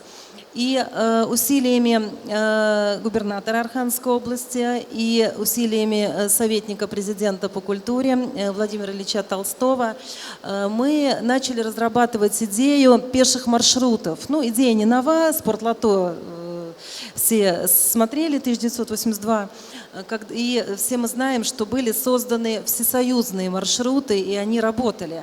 Поэтому идея была такая, что в 1730 году наш соотечественник Михаил Васильевич Ломоносов пешком с рыбным обозом дошел из села Холмогоры до Москвы. И вообще люди раньше ходили пешком. Не было у нас транспорта, это были либо перевозки с помощью лошадей, либо пешие маршруты. И идея была создать маршрут от Москвы до Холмогор. Но объединить 6 регионов оказалось очень сложно, и поэтому в том году мы реализовали совсем небольшой проект, всего 40 километров от старинного города Каргополь, который в том году вошел в Ассоциацию креативных городов ЮНЕСКО по номинации «Декоративно-прикладное творчество». И вот дорогой 40 километров у нас прошли лошади, прошли всадники, владельцы конных клубов Российской Федерации, 2 спортсменки из Катара и 1 спортсменка из Новой Зеландии. И вот я хотелось бы вернуться что такое счастье. 40 километров, 3 остановки, Поздышево, Наволочный погост, и скакали-то мы, конечно, к храму, к Александро-Ошевенскому монастырю, к селу Ошевенское, совершенно уникальному селу, которое является музеем под открытым небом. Там 5 памятников федерального значения, 15 памятников регионального значения и около 50 памятников местного значения. В основном это деревянное зодчество. И, конечно же, вот глаза ребят, которые привезли, а вы себе представьте, из Мезени привезти лошадей через 2 паромных переправы. Привезли лошадей, и их лошади проскакали этот маршрут, как оказалось, абсолютно не готовые. Наверное, вот это счастье. Лица ребят, которые приехали из Москвы, из Екатеринбурга, из Санкт-Петербурга, наших северных ребят, которые участвовали в школах реставрации, которые мы провели к этому же событию, и были, дальше можно листать, и были отреставрированы шедевры темперной живописи 17-16 веков под руководством опытнейших реставраторов, были проведены плотницкие школы, и были отремонтированы несколько курных изб, и просто даже элементарно обкосить траву вокруг памятников федерального значения. Это тоже очень важно, потому что трава сохнет, а пожары, как вы знаете, они случаются. Вот как раз храм, к которому мы скакали, самое большое небо на русском севере, храм заваливается, и мероприятие этого года нас поддержала Республика Карелия, Ленинградская область, Вологодская область, ну и финиш будет у нас. Это лица ребят, реставраторов, которые находятся в музее, как раз в Ошевенском. Вот, наверное, это счастье, когда делаешь общее дело, и делаешь общее дело с вовлечением местных жителей, а местные жители, дальше можно, местные жители, они, ну, что было, что стало, давайте дальше. Местные жители, они, это убранство дома, которое тоже ребята приложили руки, и под руководством бабушек, с помощью воспоминаний бабушек расписана печь. Мероприятие этого года. Стартуем в Уланце, стартует Федерация северной ходьбы. Фестиваль поддержали уже 9 федераций спорта России. У нас получается объединение культуры, спорта и туризма. Стартуем в Уланце, дальше доходим в Ладейное поле. У нас проходит фестиваль онежских петроглифов и фестиваль тверских карел, потому что в этом году 200 лет исполняется с момента перевода Евангелия на язык тверских карел. Дальше идем в Вытегру. В Вытегре Федерация плавания проводит спортивные мероприятия в открытой воде. Дальше идем в Пудож. Дальше, в Вытегре еще масса мероприятий и военно-спортивных, и военно-исторических, и посвященных 75-летию Победы. Дальше идем в Пудож. После Пудожа сворачиваем на территорию Кинозерья и говорим об экологии. И посещаем совершенно 3 изумительных места. Это место расположения Кирилла Челмогорского монастыря, это место Макарьевой пустыни. И финишируем у Богоявленского храма села Ошевенского с самым большим расписным небом, где пройдут уже первый этап противоаварийных работ. Причем проект, я вам хочу сказать, не привлек пока ни копейки государственных денег. Конечно же, это сопровождение медицинской помощи, конечно же, это сопровождение МЧС, но люди со всей страны откликаются, у нас много отзывов. И школа реставрации у нас 2 пройдет. Стартуем 19 июля, заканчиваем 1 августа. Присоединиться можно в любой точке. Давайте дальше. На сайте. И представительство Архангельской области в Москве при правительстве Российской Федерации оказалось в эпицентре событий, потому что идет такое межрегиональное объединение, межрегиональное и межведомственное.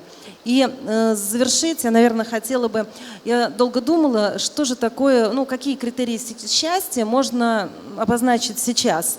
И совершенно неожиданно прочитала: слезы радости, беспричинное удовольствие и комфорт одиночества. Так вот, на наших северных землях и в Республике Коми, и в Республике Карелия, и Ленинградская область, и Мурманская область, вот как раз слезы радости – это когда мы видим северное сияние, когда присутствуем под звездным небом, когда чувствуем аромат трав. Комфорт одиночества, у нас малонаселенные территории, и поэтому люди приезжают, и они находят вот это состояние комфорта одиночества, комфорта, когда тяжесть слова на конце пера, потому что в большом городе это не ощутишь. И, конечно же, вот это беспричинное удовлетворение, оно, конечно, не беспричинное, потому что когда делаешь общее дело, и когда люди объединяются и действительно видят какой-то выход, и местные жители, они встречают положительно людей, которые приезжают к ним в гости и рассказывают про свои традиции, ну вот нам кажется, что это очень важно, потому что то, что сохранилось на русском севере, это действительно основы национальной безопасности Российской Федерации. Спасибо. Спасибо огромное. Ну, надо сказать, что вот эта фраза «будьте счастливы», она вообще общепримиряющая. Но надо сказать, что мы вообще заново открываем многие пространства вокруг нас. Это ведь тоже опыт последних там 2-3, может быть, десятилетий. А есть города, которые как бы заново себя открывают, потому что история этих городов была, ну, скажем так, закрыты подчас для изучения в советское время. И я думаю, что один из таких городов – это Екатеринбург, который переживал очень много разных периодов. И в этом смысле, скажем, музей истории Екатеринбурга, который приглашает к себе горожан и открывает им город заново. Кстати сказать, одиночество в больших городах, оно значительно бывает острее, чем одиночество людей, которые живут на хуторах, которые чувствуют такое свое единство с природой. Город, он провоцирует как раз одиночество в скопище людей. Я Сергея хотел попросить Каменского, директора Екатеринбургского истории города. Пожалуйста. Добрый день, коллеги. Я бы, с такого, наверное, самого незамечаемого аспекта счастья начал. То, что нас окружает каждый день. Ведь есть такая фраза, что реальность – это реальность из нашего окна. В значительной части формируется наш образ мира, вот этой повседневной картинкой, тем двором, через который мы ходим, той улицей, тем районом, где мы с вами живем. И какая это картинка? Мы с нами знаем картинку любимого двора, в котором мы выросли с детства. Здесь остановитесь, пожалуйста. И это такая теплая картинка, даже независимо от того, что там мы видим, собственно говоря, потому что насыщена нашими воспоминаниями, эмоциями, она для нас человечная, она для нас обладает какой-то внутренней теплотой. Когда мы попадаем в какие-то другие места, мы их осваиваем или не осваиваем, часто они становятся для нас стерильными. И в какой-то момент мы посмотрели на карту нашего города, это вот такой план Екатеринбурга, 7 районов административных сегодня в городе. И центральная часть – это та часть города, которая сложилась до Свердловска, собственно говоря, дореволюционный город. Та часть, где находятся известные достопримечательности, какие-то объекты, где есть турмаршруты, где есть что посмотреть. Интересный город. Остальная часть – это, собственно, город, который вырос в 20 веке, Свердловск в большей степени вокруг заводов, промышленный город или там районы уже позднесоветской застройки и те, которые появляются сегодня. Но это не только такой план исторический, как мы поняли, это план такой еще во многом ментальный нашего города. Мы работали с социопсихологами, проводили опросы, очень много общаемся с горожанами. Восприятие этих двух пространств, оно примерно как вот здесь вы видите на экране, собственно говоря. Та часть, которая не залита, она действительно воспринимается такой немножко стерильной.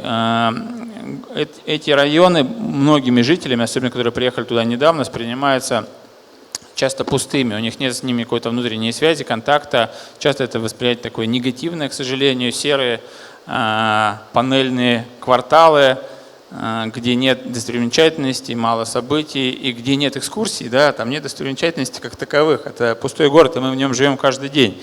И, конечно, нам показалось это такой очень большой возможностью превратить это в пространство в более качественное, более насыщенное и изменить, может быть, картинку у кого-то. И как мы стали действовать, собственно говоря, можно следующий слайд, мы подумали, что вот это наш тезис, да, основной, что неважно, сколько человек вообще живет в каком-то месте, важно, сколько получает удовольствие и чувствует себя частью. Как создать в этом месте удовольствие и сопричастность? И давайте дальше. Мы подумали, что, может быть, в этих районах нету достопримечательности в классическом понимании, но в любом месте живут люди. А, наверное, нет ничего, да, интереснее в этом мире, чем истории самих людей. И дальше, пожалуйста. Как мы стали действовать, это прежде всего интервью. То есть мы стали просто брать интервью у людей в каждом районе города. Начали мы с района Уралмаш, при поддержке благотворительного фонда Потань этот проект запускался. У самых простых людей можно остановиться.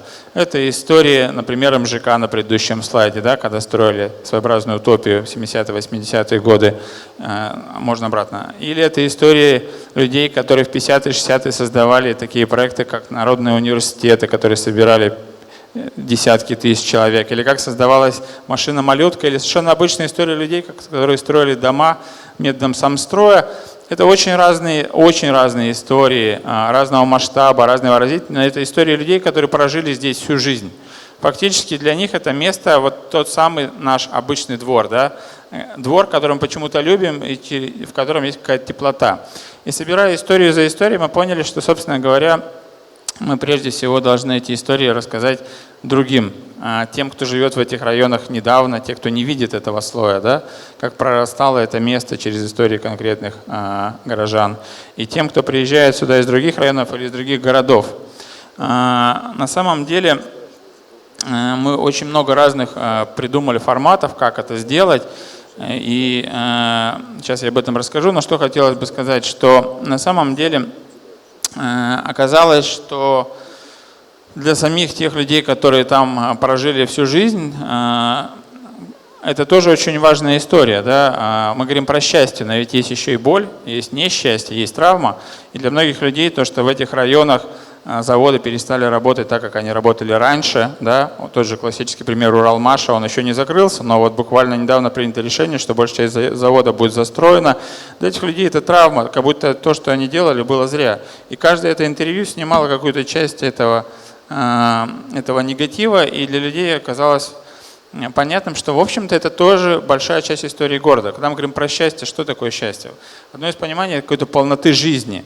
Но когда мы смотрим на территорию, когда за каждым домом мы видим эти жизни, мы видим эти истории, эту страсть, эту энергию этих людей, которые жили действительно, которые создавали интересные вещи, которые и ошибались, но и делали какие-то прорывные вещи, мы и видим эту полноту жизни. Для нас город создает ощущение такой витальности, да, то есть город живых историй, живых людей. И дальше начали рассказывать мы, следующий слайд, через разные жанры. Во многом мы работали жанром такого документального театра, потому что живое передается через живое. Вот такой, например, автобус, запущенный 4,5 лет назад. Каждая остановка была историей отдельной семьи. Это документальные материалы, которые были переработаны драматургами, и люди слушали фактически людей. То есть мы ехали вместе с очень большой компанией. И фактически каждая такая прогулка по району вместе с жителями, она и для новых жителей, и для гостей района создавала новое качество этого места. Теплого, живого города, города, по которому ты уже ходишь по-другому. Желание этот город изучать, что-то рядом с собой изучать. Мы делали лаборатории для горожан, которые вместе с нами начинали брать интервью и делали свои маршруты. У нас сейчас существует такая школа авторских маршрутов, когда сами горожане осваивают свой опыт. Лично для меня, например, был интересный опыт, когда я стал брать интервью у жителей своего подъезда, и, честно говоря, после этого немножко моя картинка мира изменилась. Если дальше просто пролистать, я закончу буквально тезисом. На самом деле, мне кажется, мы часто вот этот вот круг, который рядом с нами, недооцениваем, мы его просто не видим. Да? Как говорят, счастье в нас самих.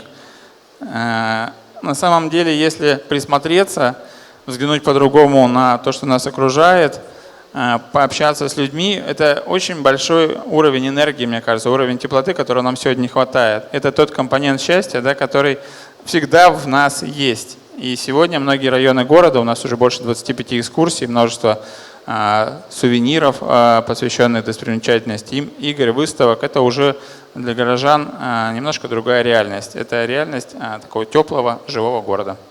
Спасибо огромное. Вы знаете, это действительно очень хороший опыт, потому что в этом соединяется и музей, и театр, и литература и все, что хотите. Я бы хотел, у нас немного времени еще есть, и прежде чем Сергею Витальевичу я предоставлю слово как хозяину, я хотел бы из зала попросить, если здесь присутствуют эти коллеги, я бы хотел бы Олега Поченкова, есть Олег Поченков в зале? Да, попросить несколько слов сказать. Это директор Центра прикладных исследований Европейского университета, и тема довольно важная. Вот как люди себя ощущают, что такое вообще личное счастье при вовлечении в социальную и культурную жизнь? Прошу вас. Вот это, да. А, коллеги, подскажите, вот с задних рядов видно низ экрана? Не видно? Не только с передних не видно. Хорошо. Это важно, я это спрашиваю вот почему. Потому что, на самом деле, то, что я сейчас скажу, я буду предельно краток. Это продолжение того, о чем говорил мой коллега Михаил Лурье. Да, он сделал такую подводку, что мы делали, а я буквально 2 слова скажу о том, что мы получили сейчас вот на самом первом этапе. Можно следующий слайд? Да, здорово. Вы ничего не видите, но на этом слайде вы видите вверх, вот внизу примерно то же самое, что наверху, там перечислены разные города. И важнее может быть то, что над фотографией. Да, это те материалы, которые мы успели собрать за этот год, который прошел. Вы видите, это, на самом деле это очень большой объем. Это 200 с лишним людей, это 130 с лишним интервью. Очень похожий метод работы, да, на то, что делали коллеги в Екатеринбурге. Мы, правда, пока не работали с драматургами, и спектакля нет, но есть колоссальный объем материала. И я могу сказать, что работа антрополога – это большое счастье, потому что мы имеем непосредственный доступ к людям, к их мыслям, к их эмоциям, к их словам. И это может быть самое ценное, чем мы можем поделиться с вами. Вторая ценность, которую производят антропологи – это, собственно, анализ, это результаты, это выводы. Вот, но мы сейчас на том этапе, когда вот анализ у нас самый первичный, самый первый. Поэтому вот сейчас наша самая большая ценность – это слова от первого лица, это то, что говорят люди. И я могу сказать, что, конечно, мы очень признательны фонду Потанина за то, что он нас подтолкнул к этой чрезвычайно сложной задаче. Вы только постарайтесь себе представить, насколько трудно говорить о счастье. Да? Если наш основной метод работы – это говорить с людьми, о счастье, то это правда, это колоссальная задача, почти неразрешимая, потому что спровоцировать человека говорить о том, когда он пережил вот эту эмоцию, это почти невозможно. Это очень длинный разговор, я вам признаюсь, потому что если вы с незнакомым человеком начинаете говорить о том, что он делает, что он испытывает, то, конечно, в первые 10, 15, 20 и даже 30 минут он вам ничего не скажет о счастье. Он будет говорить, да, о каких-то там фактологических, может быть, вещах. Вы должны стать очень близкими собеседниками, чтобы получить то, что мы называем нарративом, да, какую-то цитату, какой-то рассказ об острых эмоциональных переживаниях. И все-таки такие истории у нас случились. И я сейчас покажу их несколько и буквально дам вот комментарий, что же для нас они означают, да, когда мы их читаем. Мы не просто видим эти слова, мы пытаемся сделать выводы, проанализировать и сказать, а что же они для нас означают. И прежде всего мы пытались ответить на вопрос, где встречаются культура и счастье. Да? Вот эти две, и то, и другое страшно сложные, целые вселенные. Да? Но нам хотелось найти точки пересечения их и сказать, где же культура встречается с счастьем. И мы пока для себя выделили вот те несколько мест, точек пересечения. И мы пытались ответить на вопросы, когда люди испытывают счастье от культуры, и что это за счастье, и что это за культура, от которой они испытывают счастье. Может быть, вот такие 3 важные вещи. И фактически мы пришли к любопытному выводу. У нас была такая гипотеза, я сразу признаюсь, мы это сразу обсуждали с фондом, мы говорили, у нас есть такое ощущение, что если мы говорим не о производителях культуры, да, не о профессиональных производителях культуры, к которым многие из вас относятся, а о тех, кого мы обычно называем аудиторией, там, зрителями и так далее, то у нас было такое подозрение, что все больше современный человек испытывает счастье в тот момент, когда он преодолевает границу между потреблением и производством, когда он становится сопричастен к созданию чего-то, что для него важно, что для него ценно. Вот то, что он для себя обозначает, может быть, как культура, и он, да, вот эта сопричастность, она дает совершенно другие эмоциональные переживания в сравнении с просто ролью, да, пассивного зрителя. Давайте посмотрим на следующем слайде, я надеюсь, что там есть. Да, ну, собственно, да, это вот разные слова о том, да, как это можно описать. Есть такой термин, он не очень красивый и даже как-то неудобно про него говорить, когда мы говорим о таком красивом слове, как счастье. Да, но научный термин, да, с английскими корнями, вот, да, это иногда называют просюмеризмом, от двух английских слов production и consumption, что означает производство и потребление. И когда они сливаются, когда грань между ними становится призрачной и прозрачной, когда люди очень легко ее преодолевают, да, то это явление, которое очень популярно сегодня в мире, да, особенно в городах, где людям уже им просто недостаточно быть пассивными потребителями. Им неинтересно.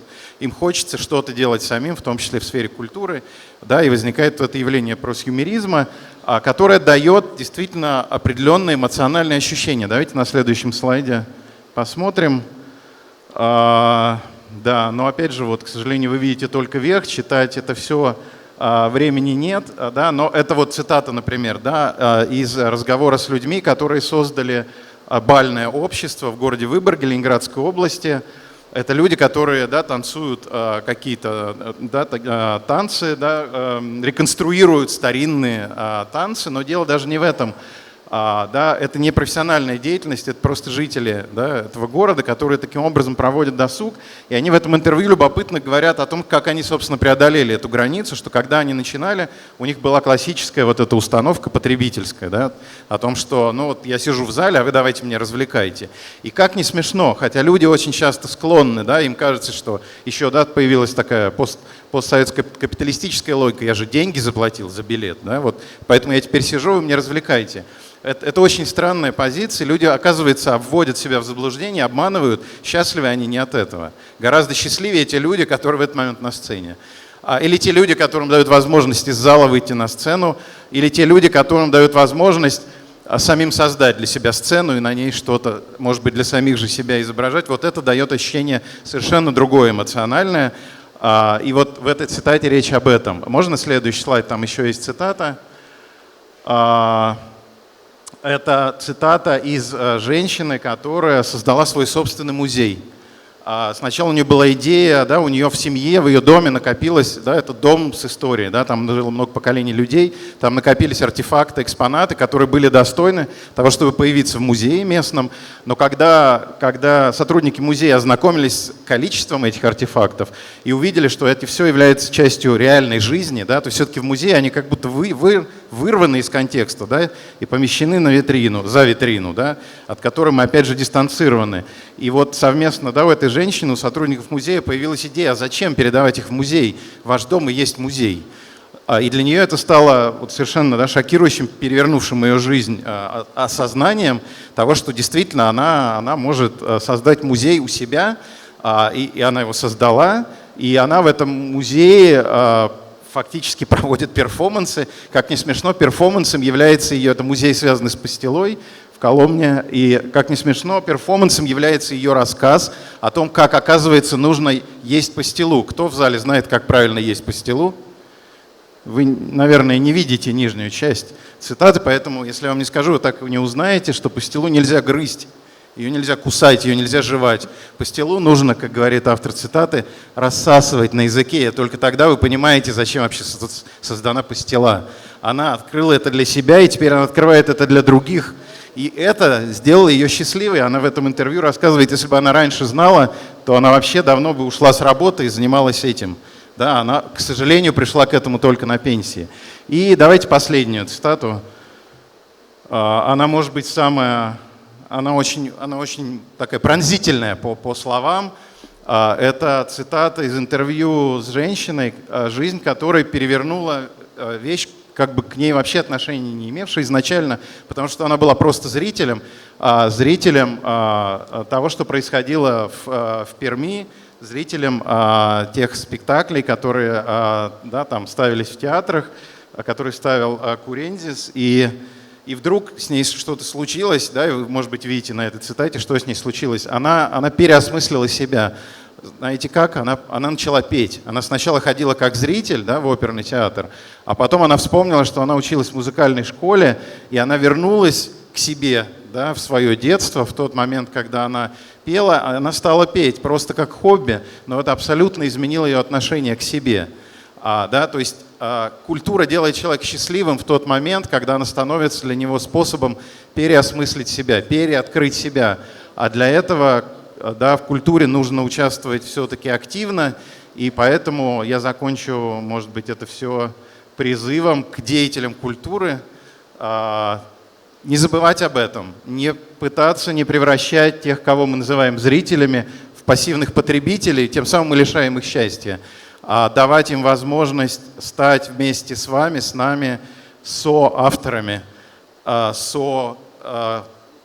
создателями, да, культуры. И кажется, судя по тому, что мы видим в наших интервью, это делает людей более счастливыми, но больше результат нашего исследования через год, надеюсь, на 4-м Северном культурном форуме. Большое спасибо. Спасибо вам большое, Олег. Очень интересная такая информация, сообщение, исследование.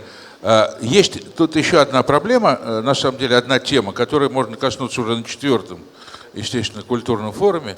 Ведь сегодня вот эту возможность сотворчества открывает интернет, как ни странно.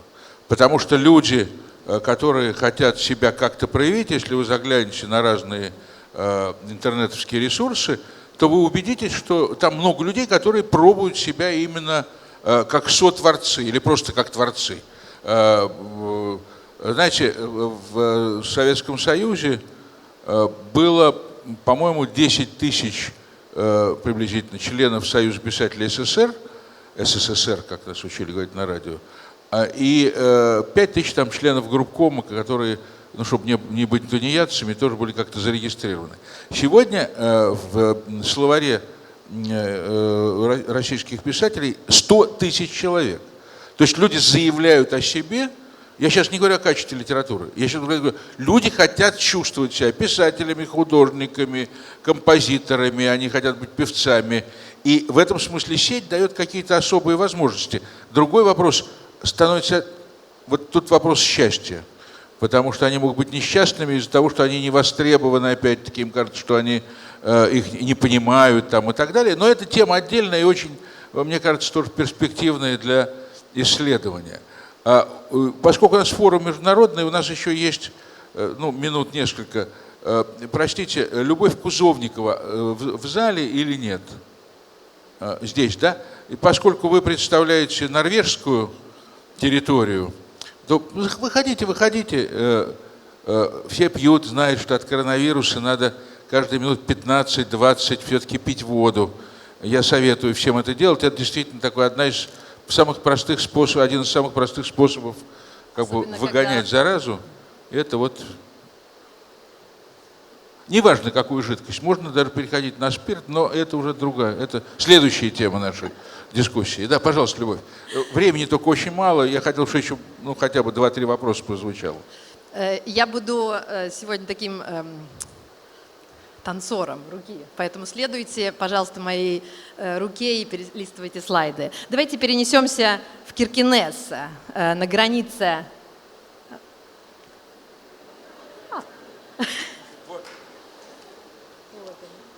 Давайте перенесемся в Киркинесс, на границе между Россией и Норвегией, или, как мы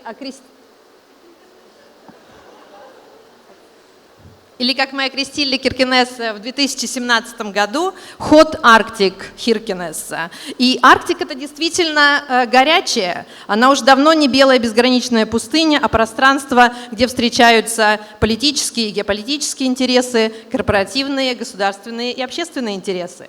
Каждый год в Киркинессе мы проводим фестиваль «Баренц-спектакль». Вот уже 16 фестивалей провели, и мы называем фестиваль как культурный коктейль, где смешиваем современное искусство и музыку, театр, перформанс, архитектуру, литературу, семинары, дебаты и приправляем все это актуальными проблемами и вопросами, которыми живет современный Север. Каждый год мы меняем слоган фестиваля и тему в зависимости от того, что стоит остро на повестке дня. Вот, например, самый последний фестиваль в феврале года имел слоган «Русский след», где мы исследовали медийный дискурс, образовавшийся вокруг России в последнее время, пытались понять, где вымысел, а где реальность, и как северная риторика по отношению к России и Норвегии отличается от риторики Осло, откуда видят отношения с Москвой вот в сфере противоборствующих интересов в связи с принадлежностью к разным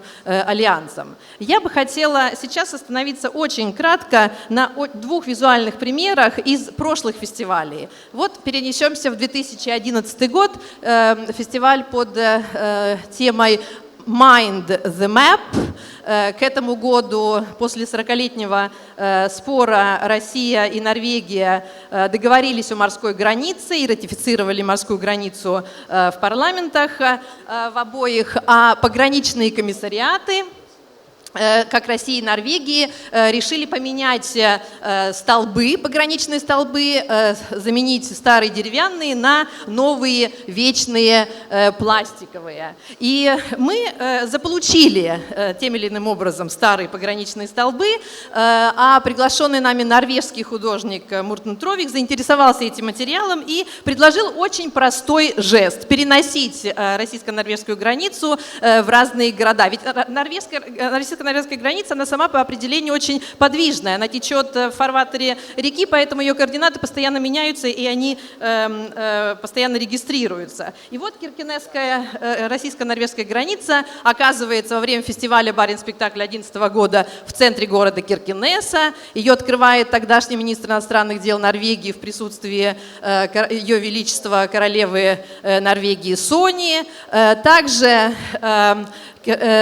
параллельно граница переносится в Осло, тем самым как бы Россия заполучила еще более обширное пространство на норвежской территории, и граница проходит от Стуртинга, от норвежского парламента до Королевского парка.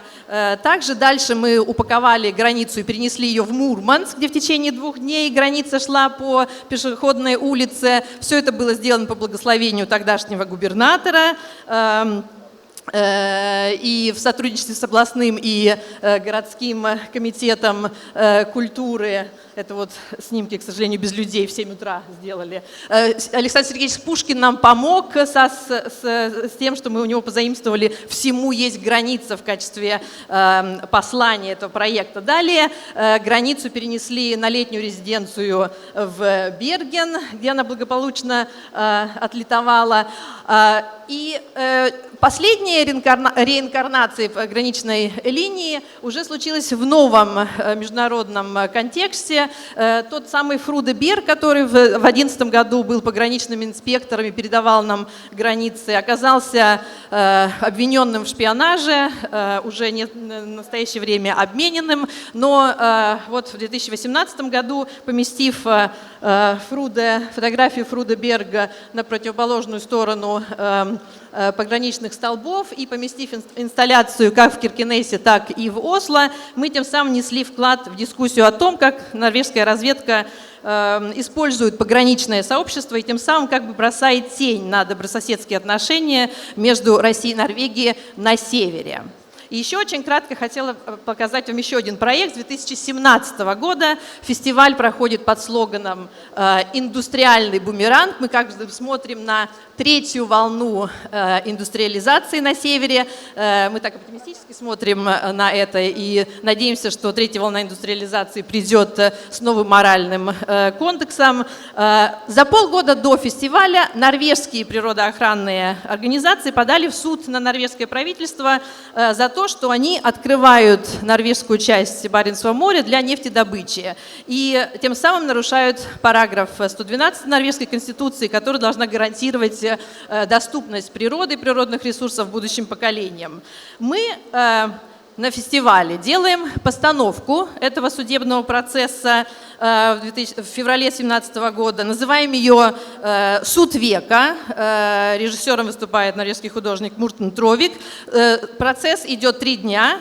День обвинения, день защиты, судебный день. Свидетели, которые представляли обвинение и защиту, широкий круг деятелей, ученые, активисты, политики, рабочие, борцы за права коренных народов, деятели культуры, уважаемые компетентные люди. Кстати, половина из них через год была участниками реального судебного процесса. Прокурор и адвокат были реальные юристы. Зачем мы все это делали? Смысл был в том, чтобы вынести дискуссию и судебный процесс, который происходил в Осло, на север. И тем самым непосредственно туда, где эти последствия будут от будущей нефтедобычи будут наложить свой отпечаток. Предоставить площадку для высказываний и аргументов обоих сторон. Ну, не просто площадку, конференционный зал или зал суда, а зал суда, как вы видите, сделанный изо льда. 190 тонн льда ушло на создание зала суда вот этого вида. И вот именно задав, вот вы видите здесь норвежские, шведские и архангельские художники, которые, собственно, совместно с местным сообществом строили этот зал суда. И вот задав такую эмоциональную и интеллектуальную рамку для вовлечения публики, дать возможность этой публике самостоятельно решить «за» или против. То есть весь судебный день он имел форму народного трибунала. В нашем воображаемом суде века выиграли, как ни странно, природоохранники. Почему мы об этом можем поговорить на переменке? В реальном суде, который состоялся через полгода, выиграла нефтеотрасль. Но когда The Economist делал репортаж о реальном суде, то какую иллюстрацию они использовали? Они использовали иллюстрацию с нашего фестиваля. Последнее предложение, которое я хочу сказать, то, что в Киркенесе Новый год начинается не 1 января. Новый год начинается с фестивальной недели в середине февраля. Фестиваль прочно вписан в календарь и в ткань местного сообщества и, безусловно, является одним из значимых событий, который делает Киркенес и Северную губернию привлекательным, а тем самым повышает коэффициент счастья местного населения. Спасибо, Люб, большое. Это, я думаю, что еще один пример того, что фестиваль, какое-то культурное событие, учреждение культуры становится своего рода таким локомотивом для развития очень многих процессов, в том числе и для такой социальной активности граждан и вовлечения искусства и культуры в решение не только местных, но и общественных таких общенациональных проблем. Я коротко прошу Евдокию Репецкую, если она здесь, да, несколько слов сказать о музейно-культурном музее Кимжа.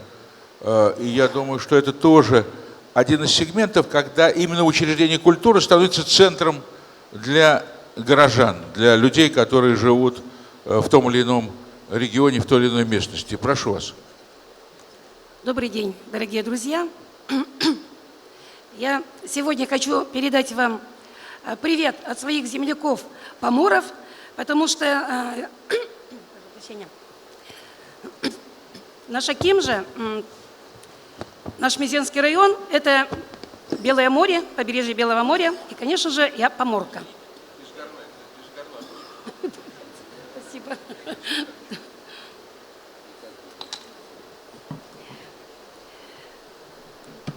И, конечно же, я абсолютно счастлива, что на мероприятии столь высокого уровня могу еще раз сегодня сказать о своей любимой Кимже и поделиться своим опытом, кому он будет, в общем-то, интересен. Хотя известность Кимжи, она уже далеко шагнула за пределы региона и даже страны. В 2017 году, следующий, пожалуйста, слайд. В 2017 году мы официально вошли в ассоциацию самых красивых деревень России и автоматически стали одной из самых красивых деревень Федерации Земли. причем самой арктической, красивой деревней всей Земли. Чтобы стать членом ассоциации, нужно пройти специальный экспертный отбор, где баллы набираются согласно определенных критериев. Этому способствовало, конечно же, способствовало на территории села исторических памятников деревянного зодчества. В 2013 году деревне Кемжа с прилежащей к ней территорией присвоен статус достопримечательного места регионального значения. Там, наверное, следующий еще. Так, пожалуйста, следующий. Как бы ни был высокий интерес к нам со стороны ученых, историков, этнографов, культурологов, без инициативы самого населения, конечно же, заниматься изучением, сохранением, развитием территории было бы гораздо сложнее. И группой инициативных жителей Кемжи в 2004 году был создан ТОС. Но сейчас ТОСы – это такие местные общественные организации, у нас в области очень активно работают, но в основном они направлены на благоустройство территории. Нами же было выбрано два основных направления – это сохранение культурного наследия и местных традиций. Ну и как сопутствующий фактор – развитие гостевого туризма. С 2004 года, благодаря проектной деятельности, а нами реализовано уже более 40 проектов, создано 4 музея. Это этнографический музей, музей крестов, музей Северные Мельницы и музей Жита, где представлен только местный аутентичный материал. И в 2008 году при объединении музея, этнографического музея Политов дом и Дома культуры местного был создан Кемжинский культурно-музейный центр, структура которого на сегодня постоянно расширяется, пополняется новыми объектами и, конечно же, появляются новые рабочие места. И здесь хочу сказать, что, чтобы было вам понятно, с населением 65 человек, а в нашей Кемже именно столько сейчас проживает, 12 рабочих мест в центре – это, в общем-то, значительная цифра. Наши дома в основном все имеют более чем вековую историю. Часть из них являются на сегодня бесхозными, поэтому задача – сохранить такие дома. И если удается спасти какое-то строение, то мы очень этому рады. И в одном из них мы сейчас оборудовали гостевой дом. Внешне он, конечно, выглядит как обычный дом, но, тем не менее, внутри там мы создали условия для гостей более-менее приближенные к комфортным. Я вам скажу, что в наших деревенских домах таких условий нет, конечно же, у местных жителей. Ну и этнографический музей, о котором я выше говорила, он тоже размещен в обычном деревенском доме. Следующий. Так, еще в одном доме мы оборудовали точку общепита. Для деревни это, конечно же, проблема, и когда приезжают группы большие, то их нужно где-то покормить. Поэтому мы сразу можем в этом доме накормить группу до 25 человек, чтобы было понятно, что такое паужно. Паужно – это прием пищи между обедом и ужином. Так мы и назвали свою точку общепита Кемжинско-паужно. Следующий. Ну, мы все прекрасно знаем, что спрос рождает предложение. К нам поехали туристы, появился спрос на сувениры, на мастер-классы. И на базе начальной школы мы создали школу ремесел, которая очень активно работает, очень востребована. Посещают ее не только туристы, но и занимаются местные жители. К изготовлению сувенирной продукции кемжане подходили большой осторожностью. Не сразу, но сейчас уже стали гораздо активнее и стараются сувенирам придать какой-то местный колорит. Более подробно хотелось бы остановиться на наших уникальных самых северных мельницах в мире. На территории Кемжи их сохранилось 2. Мельницы-столбовки – это самый архаичный тип ветряных мельниц. К ремонту первой мельницы мы приступили в 2007 году. Она является памятником регионального значения. 50 лет она стояла бесхозная. До этого на ней работал сам хозяин, когда она была конфискована в колхоз. Сам же хозяин Петр Иванович Дерягин на ней и работал. Восстановили мы ее функционально, заменено несколько деталей в механизме, вновь изготовлены лестница и лопасти, перекрыта кровля. Научный руководитель проекта Александр Никонович Давыдов, кандидат исторических наук, наш архангельский ученый, ныне, увы, покойный. Также в реализации проекта оказали помощь наши партнеры из Нидерландов, по программе ПАМ, опытные эксперты из Голландии. Ну, а сотрудничество с ними, дружба продолжается у нас по сей день. Прежде чем приступить уже к работе непосредственно на мельнице, нам необходимо было обработать поле, вырастить ячмень, затем убрать его, то есть пройти весь этот путь. Таким образом, нами сохранена традиционная система землепользования. В реализации проектов местные жители принимали очень активное участие. В сентябре 2011 года у нас проходил международный фестиваль под названием «Праздник первого помола», где был показан весь цикл обработки зерна до его размола на муку. К реконструкции второй мельницы, которая была недостроена изначально, и стояла в таком виде около 80 лет, мы приступили в 2014 году. При финансовой поддержке губернатора Архангельской области Игоря Анатольевича Орлова. Механизма рабочего в ней нет, но макет механизма уменьшенный есть 2,5 раза. И он является экспонатом музея Северной мельницы, который разместился в амбаре этой самой мельницы. Простите, ради бога, сколько вам еще нужно времени? Ну, буквально, потому что у нас времени совсем нет. В 2015 году состоялся уже второй международный мельничный фестиваль плотницкого мастерства при поддержке Генерального консульства Королевства Нидерландов в Санкт-Петербурге, правительства Архангельской области и фонда Потанина. Проведение фестиваля было посвящено открытию ландшафтно-музейного комплекса «Самые северные мельницы в мире». Автором мельничных проектов является главный специалист по туризму в нашем районе Анна Крючкова, достойный продолжатель дела, начатого Александром Давыдовым. В 2018 году наш проект «Северные мельницы» был поддержан фондом президентских грантов на базе Кимжинского культурно-музейного центра, который с 2016 года является туристским информационным центром всего Мезенского района. Создан малинологический волонтерский центр с целью распространения методики по восстановлению мельниц и обучению мельничному делу по всей России, который имеет уже первые результаты.